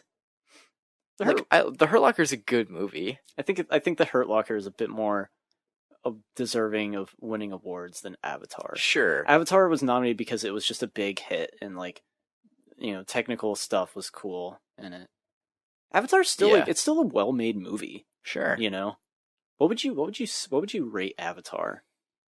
6 out of 10. No, I'm kidding. No, be real. No, I'm kidding. 8 out of 10. Okay, yeah, me too. Yeah. Like, I think it's an entertaining movie.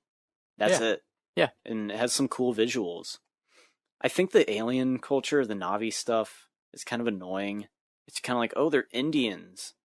They basically are. It's the movie draws a lot of comparisons to Ferngully, and they're pretty deserved. And it's very similar. And Dances with Wolves. But it's a story that appeals to every demographic, every culture, and that's why it's such a simple movie. So it can appeal to everyone worldwide. And what's wrong with that?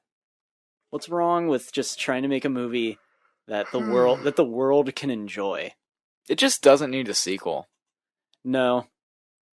I mean, I'm not like, I mean, I'll go see it, but it doesn't really, yeah. And if they did make a sequel, I think they should have already had it in mind or something, so it feels like a cohesive trilogy. Yeah. Not some, like, 5-part epic where, like, the third one comes out, like, 3 years after the second one. Yeah, because it's over a decade now, and it's probably not even like halfway done with pre-production. Like it's. Have they even started filming this thing? I don't think they have. I don't think they have either. It's gonna be 20 years before we get a sequel to this thing, and he was talking about sequels right after it. I want to make 5. It's like, insane. This better be fucking amazing then. You must have quite the story to tell, Mr. Cameron. Dude, he's gonna die. He's not gonna be alive to see this through. He won't even be allowed to see the second one through. It won't happen. Okay, so if they film these 2 back to back, sure. There's no fucking way we get a 4th and a 5th one. No. No. Yeah, there's no way. It will go the way of the Boba Fett Star Wars spinoff. It won't fucking happen. Do you remember when Spielberg said superhero films will go the way of the Western? I mean, yeah, he's probably right. Yeah, not anytime soon. They're lasting pretty long now.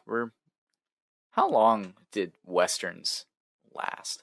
Ooh, Jesus. I mean, we're still making the fuckers, but like not really popularly. The classic era of Western films, I want to say they ended in the late 60s. They're dead by that. When did they begin? Oh, fuck. I don't know, like the 30s. I don't know. Look it up, bitch. Fuck you. Look up John Ford. Because he directed, like, The Searchers and shit. Like, prime John Wayne. Let's say the Western died when Midnight Cowboy won Best Picture, and there's a line by Dustin Hoffman where he says John Wayne is a fag. Really? Yeah. Jesus. Midnight Cowboy is a brilliant movie. And it was funny watching it. I was like, oh, these guys, they're just friends. Now that I'm older and done some research, I'm like, oh, they're actually gay for each other. That's like the subtext of the movie. But me, like, watching it for the first time, I was like, they were just buddies. You ever seen this John Ford interview? 11, take one.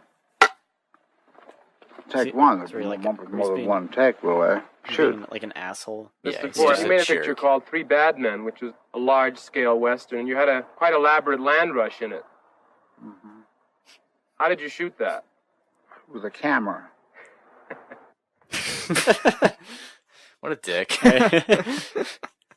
So, the Westerns died out, and that's a big theme in Midnight Cowboy.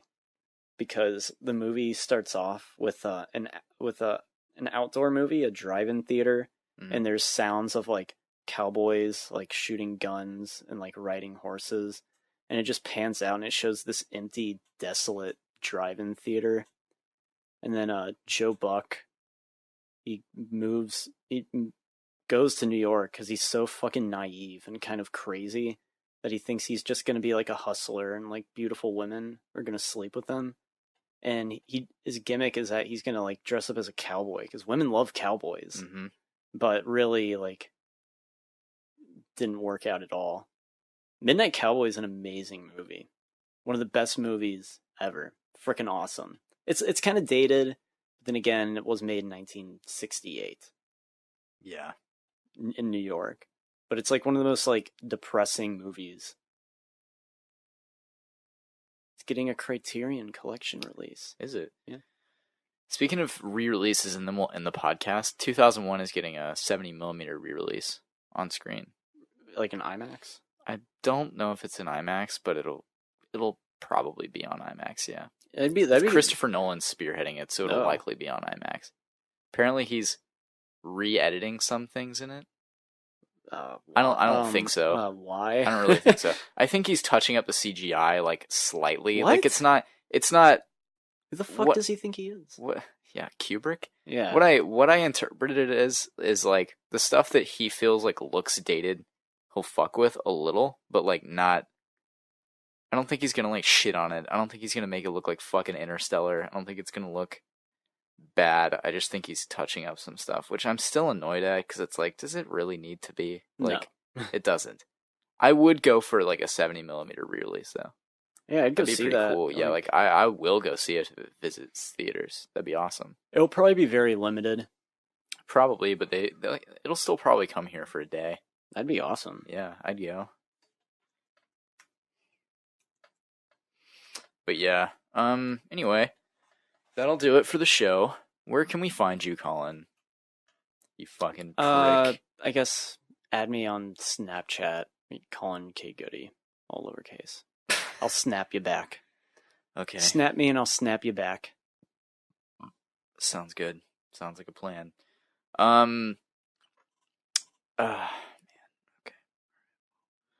Guess I'll figure out a way to say this. You can find me on Instagram, Twitter, Snapchat, Reddit, Tumblr. God, dude, MySpace. I'm going to get water. At Jacob's Wetsuit. Okay. Tell everybody goodbye. Goodbye, everyone. Okay. Bye. It's so fucking hot. If you need to, Colin's leaving, I guess. If you need to, email the show or anything, you can do it at fppcreative@gmail.com. You can go ahead and email that site. We will reply to your email, and we'll also reply on the show. If you have any questions or anything, feel free to answer or ask them, and we'll answer them.